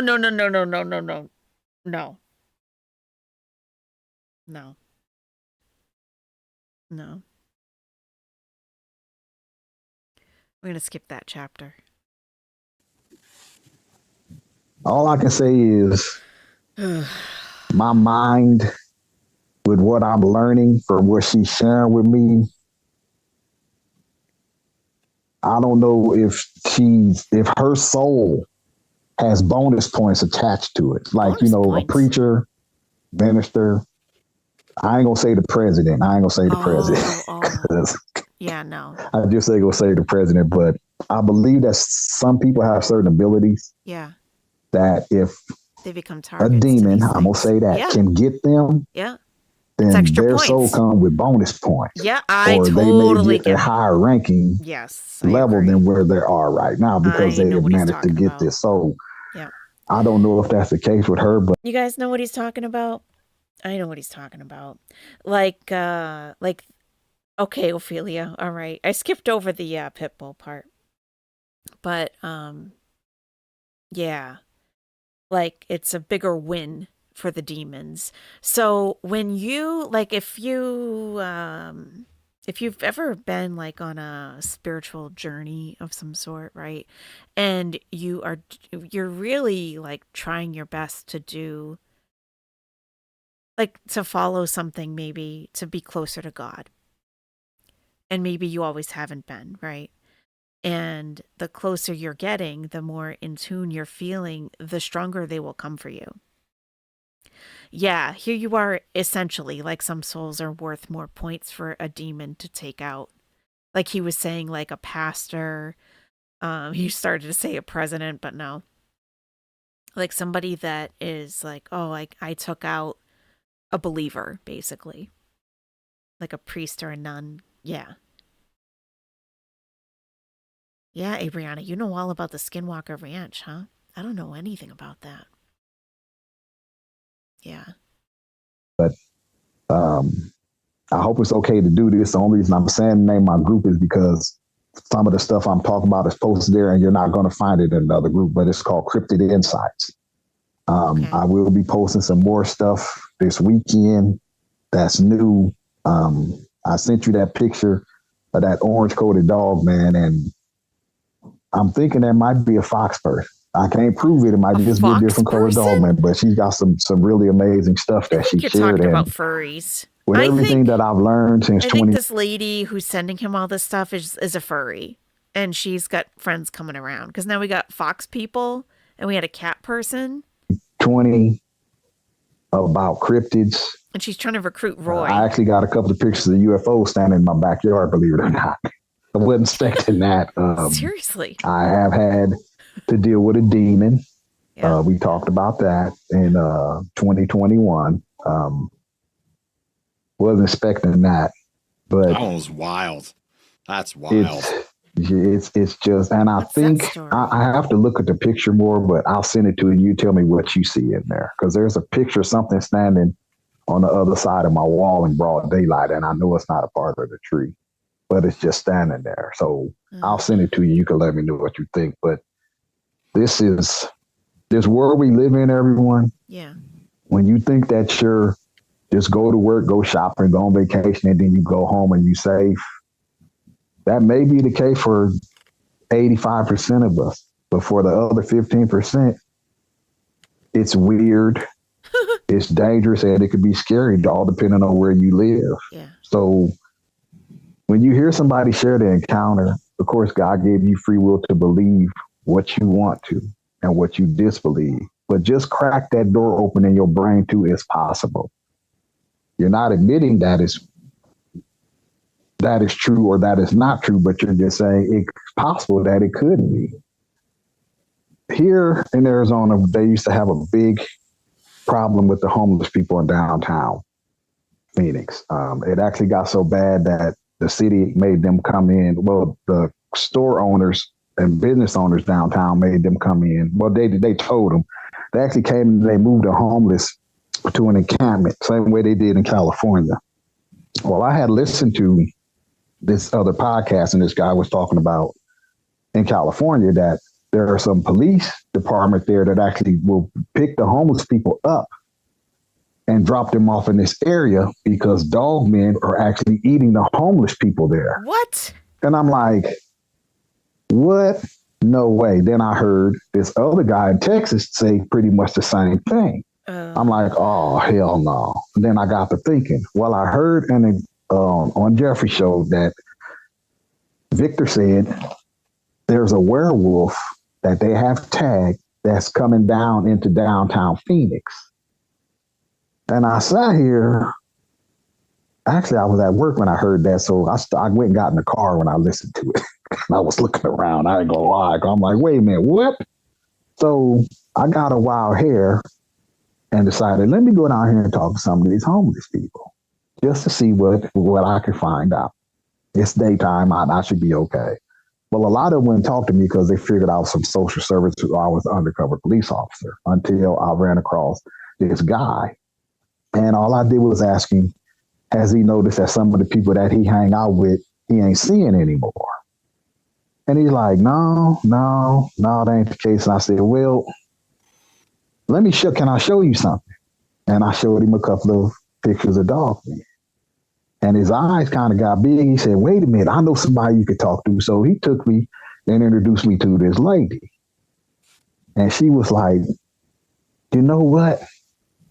We need to go and have him talk. I think the guy's name was Edward. I have to look. I wrote it down. But They took me to this other guy. We had to walk like a mile and a half to find this dude because, like I said, there's a lot of homeless people out here, and the numbers grow every year. So we find this dude. He was hanging out with these other guys. They was actually working in shifts to go out and hold the sign by the road to ask for money or food. So I'm talking to this guy, and he tells me that they used to sleep in this urban park that I go fishing at. Phoenix has all these urban lakes with ponds in them that you can fish at. He said they used to stay there. And there's a golf course that's on one side of it. So he said one night him and his guy had bedded down for the night. They had been talking about what area they're going to work and how we going to get something to eat in the morning. Just general how to survive question. And he went to sleep. And he said he got woke up because the guy got snatched out from under their tarp. He said he got snatched by something. And by the time he got out and was able to look up, this thing was running across the golf course holding the dude. He said it had his neck in his mouth, but he was carrying it like a baby. Or you would carry a woman across the threshold when you just got married. And I looked at him, and I'm looking at him for signs of you lying. I ain't gonna lie, I was looking at him for signs of that. I didn't call him that. I just looked at him, and he had this look on his face. Now, if you've been out in the sun for more than a certain amount of time, at least here you get that weathered look to your skin where you're brown. You could tell the blood had drained from his face when he was telling me. And he said, I don't go back to that park anymore, day or night. But he described what I took as a werewolf or a dog man, but it ran the way it was running, it would take it back to the canal. You can go up and down the canal through the city here at night, and unless somebody's on there fishing or you standing by the wall, because a lot of them had concrete walls, and looking over the wall and your dogs alert you, you can travel them down these canals all through the city. So when he told me that, I'm like, how long ago was this? And he's like, that had to be late 2021, 2022. early 2022, like January or February. I just looked at him. I said, okay, sir, thanks for your time. He said, well, man, do you have any spare change? Can I have a couple of cigarettes before you go? I said, you can have the rest of the pack. And I think I gave him $3 or $4. That's all I had. But I'm like, thank you for your time. He's like, you're not going to tell anybody I told you this, are you? I'm like, yeah, I'm going to tell everybody that can listen. He's like, what? I'm like, I'm going to tell everybody that can listen. I'm like, can I come back down here and talk to you? But until that happens, can you talk to anybody else that could tell me about any more homeless people that are coming up missing? I just want to know. He said, when are you coming back? I'm like, I don't know. But if you're still here, I'll look for you, or I'll put the word out and I'll see if I can find you. So if what he told me is true, because the lady swears that she was in the park too, but by the time she got out of where she was sleeping at and got over there, the thing was long gone. But she said that he was scared. And I'm like, you know, I won't tell to say that they're lying, but I do know that there are a lot of people that are homeless that are supposed to be on medications. But when I showed him that picture, his eyes just got big. And I just said, can I show you something? I never said, have you seen anything like this? I said, can I show you something? And he said, this is what looks like ran off with his friend. What? So guess what? These freaking things, if what he's saying they hear in Arizona, Josh, and guess what? With all the accounts I've heard, they all over. I only got one spot left I can move to where I ain't gonna see one. Oh God. That's a why. They're not in They're Hawaii. there too. I'm pretty sure. Oh, They don't thanks swim, a huh? lot. Thanks a lot. Okay, actually, I'm gonna insert this is so my writer. He actually haven't looked at it yet, but we have a whole script for another episode. It's all based on Hawaiian cryptids. So I don't know what's in Oh, there. they got I've got different but kinds over it might there. be out by the time this comes out. I don't know, but maybe I'll send it over to you as like a first look. Like, hey, just check it out. Anything in there you don't want to know about? But yeah, there's nowhere that's untouched, man. That there's really above, below, and around. It's everywhere. You know, you think you go to certain spots, the ocean, the desert, the mountains, the woods, inside how that there. I hear stories with things. It makes me realize, and this doesn't make me realize, but you kind of like start to realize like you're dealing with something that supersedes our matrix of existence. Like that whatever these are, not just a werewolf or a Bigfoot or that whatever we're dealing with, because we're dealing with an umbrella phenomenon that this is able to come in and out of our space. And in fact, one of the best analogies that I've recently been able to tell people about, because that's such a hard thing to wrap your mind around. It's so like how is that possible? Like, well, Right. think about a 2D plane. There's actually a YouTuber. I think she's a physicist. She's really intelligent. Her name is Tibby. I believe Tibee, and I think she's Australian. And she did a great job of breaking down like fourth dimension and what that looks like. And she's like, okay, imagine that you're you, and you're looking at a 2D plane. Okay. And let's say you have a couple people in that 2D plane, and one of those people has a safe. Now, us being us, we could look down at that 2D plane. You could see beginning, you could see the end, you could see distance, but they can't see you. They have no idea you exist. Not only that, but you could manipulate and alter anything within their existence without them ever knowing. Inside the little safe that this lady had drawn, I think there's like a diamond in it. She's like, I could take this diamond out and manipulate whatever I want without her ever knowing that I even exist. And you kind of like think, you can take it at face value, but you kind of like start to think, you're like, oh my gosh, like that makes sense. Whatever's in the higher density, they do that to us. They could see beginning and that they can know what's going to happen to you 6 months down the road because they can see your timeline. That sounds so like crazy to think about, but they could just, it's so hard to wrap your mind around. But I'm like, if that's the case, which it probably is, a lot of things point to that, then we'll never be able to see because we can't see that. Anyway, just food for thought. Just food for thought. I was just on another podcast last week. Guess where the hosts live at? Where? She lives in Hawaii. So we actually, she was telling me about some things, but yeah, if you can share that with me, share it, and I'll run it by her because she lives there. I think she's from Hawaii actually too, but we talked about one. I can't remember the name of it, but it's supposed to be like a shark-like cryptid. But It's Shark. the mouth is on his back. It can come to you like a human What? being and lure you away from a crowd of people, What? and that's when it'll metamorph, I guess, What? into. But the mouth is supposed to be on the back, but it's like a shark. No thanks. Sometimes shark cryptid. So yeah, Okay. that's the same thing I said. But she told me something about the Never reason heard there's that. no trees on a certain areas because there was a Bigfoot-like creature that was causing problems, and the people went up there and killed it and cut his head off, and he came back to life, and he tore up all the trees because he's looking for his head. Oh. Whoa. So yeah, they got their own fair share of stuff, but That's yeah, man, wild, man. this world we live in is, I mean, going back to the werewolf thing, think of it like this. People say that they can't see the human body going through the change. Yet caterpillar starts out as a caterpillar, goes into a chrysalis, and comes out a butterfly or a moth. That's a physical change. Now I understand I'm talking about an insect, or just like we was talking, I told you about there are certain frogs in certain areas, all of them will be female, and some of them will actually change their gender in order to procreate to keep the species going.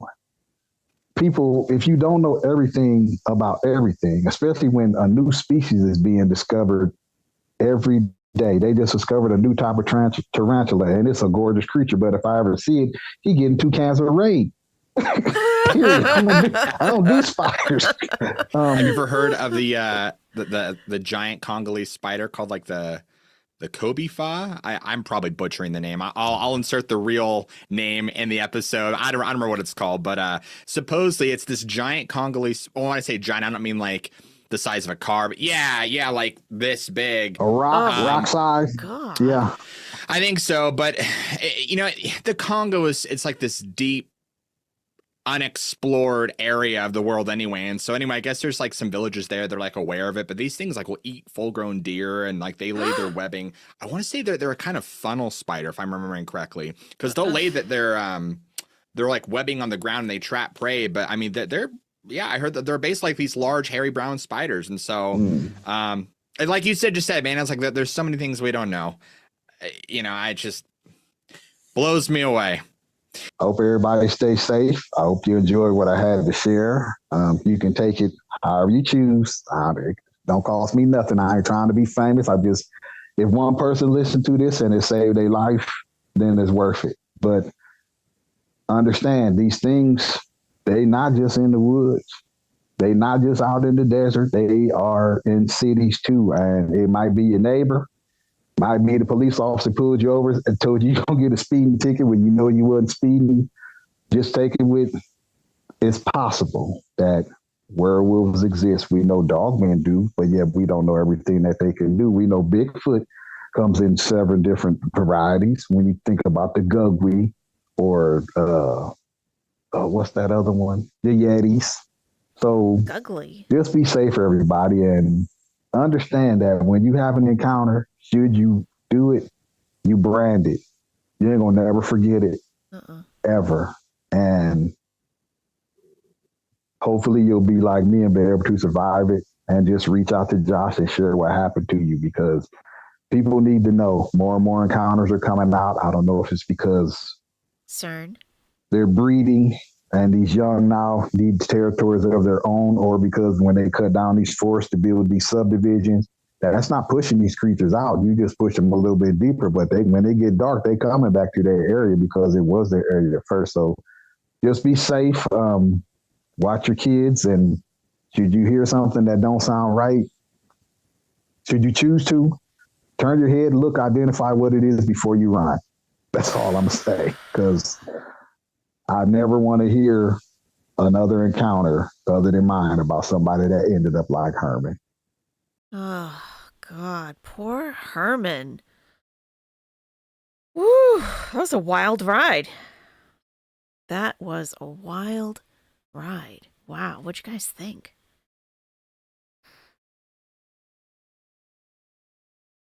My goodness.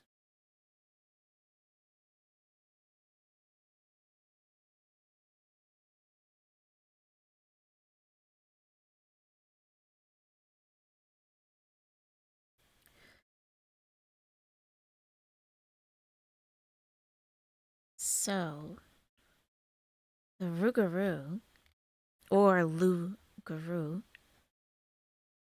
it's a legendary creature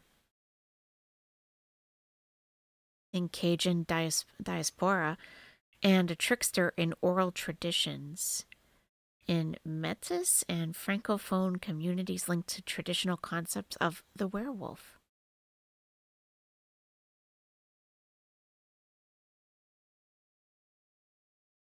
Okay. The legend has been spread for many generations, either directly from French settlers to Louisiana, New France, or via the French Canadian immigrants centuries ago. See, we're still connected to Chantal. In the Creole and Cajun legends, the creature is said to prowl the swamps around Acadiana and Greater New Orleans and the sugarcane fields and woodlands of the regions. The Rougarou most often is described as a creature with a human body and the head of a wolf or dog, similar to the werewolf legend. Often the storytelling has been used to inspire fear and obedience. One such example is stories that have been told by elders to persuade Creole and Cajun children to behave. According to another variation, the wolf-like beast will hunt down and kill Catholics who do not follow the rules of Lent. Jeez.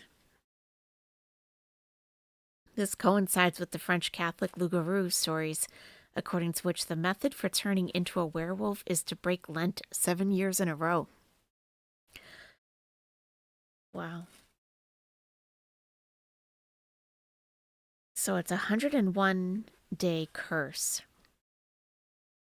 Common blood-sucking legend says that the Rougarou is under the spell for 101 days. After that time, the curse is transferred from person to person when the Rougarou draws another human's blood. During that day, the creature returns to human form. Although acting sickly, the human remains from telling others of the situation for fear of being killed. Some believe that placing 13 small objects by the door keeps the Rougarou at bay. The creature is said to be so simple-minded it can't count beyond 12. Other stories range from the Rougarou as a rabbit to the Rougarou being derived from witchcraft.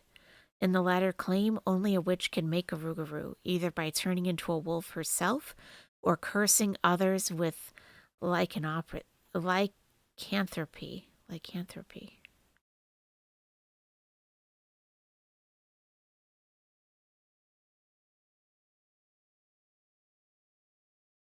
Wow.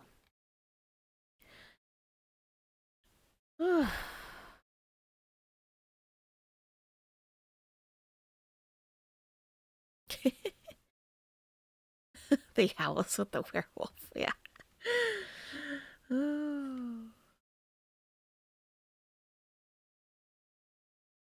So, and other things say that it's a shape-shifting thing, a swamp werewolf.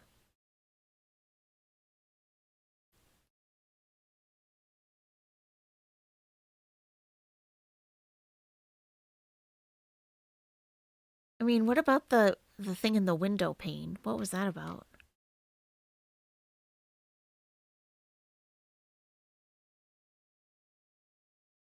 Yeah, I don't know. I believe him.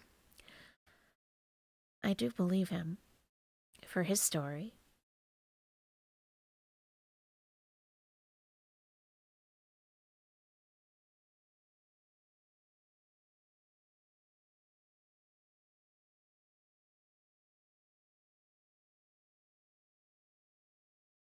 Wow.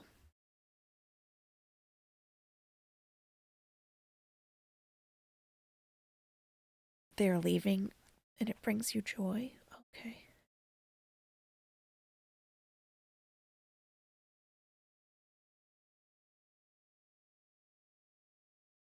That whole land, in my opinion, down south, I lived down there for a while and I think it's real. Between what I've seen and what I've heard, says Izzy Jones. It wasn't inside nor on her lawn, right? Like maybe the TV was on. Cece, I've been live for 3.5 hours. We're gonna have to do that one another time. It's 1:30 in the morning where I am. Oh, do you mean like another time? Not right now, right? Yeah, we'll definitely do that other one another time for sure. I've listened to that one too. That other one is really good. Totally different totally different area and totally different environment. Yeah, that one's pretty good. Yeah, we could do that.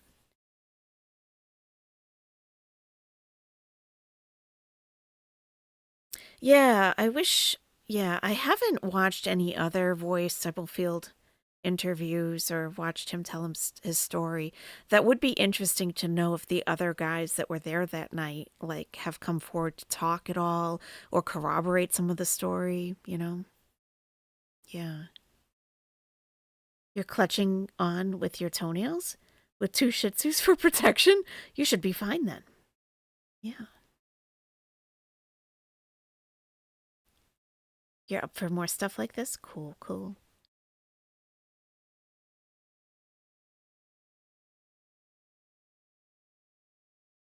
Nice start for spooky month. Spooky October. Spooky autumn. Oh, yeah. Well, thanks so much for joining me, everybody. That was, I mean, yeah, I don't know. It's the second time I've watched him. I didn't watch it all the way through the first time though. And yeah, it's kind of it's a compelling story. Like I feel like I'm just staring at the screen, like waiting for the next words coming, you know? What's the difference between a werewolf and a dog man? I don't know, but someone in the chat might know. Growing up, your sisters and you hated going into your parents' bedroom. It was always colder than the others. We all kind of agree something was weird. Yeah, probably. Oh, totally, Susan. Yeah, I like that kind of stuff. I like putting in my earbuds, like I was raking leaves today, just listening to different things, you know? Yeah. I know, yeah, the Nest is funny, for sure. You guys are a good group, for sure. Yeah. Oh, yeah. Thank you, Abriana.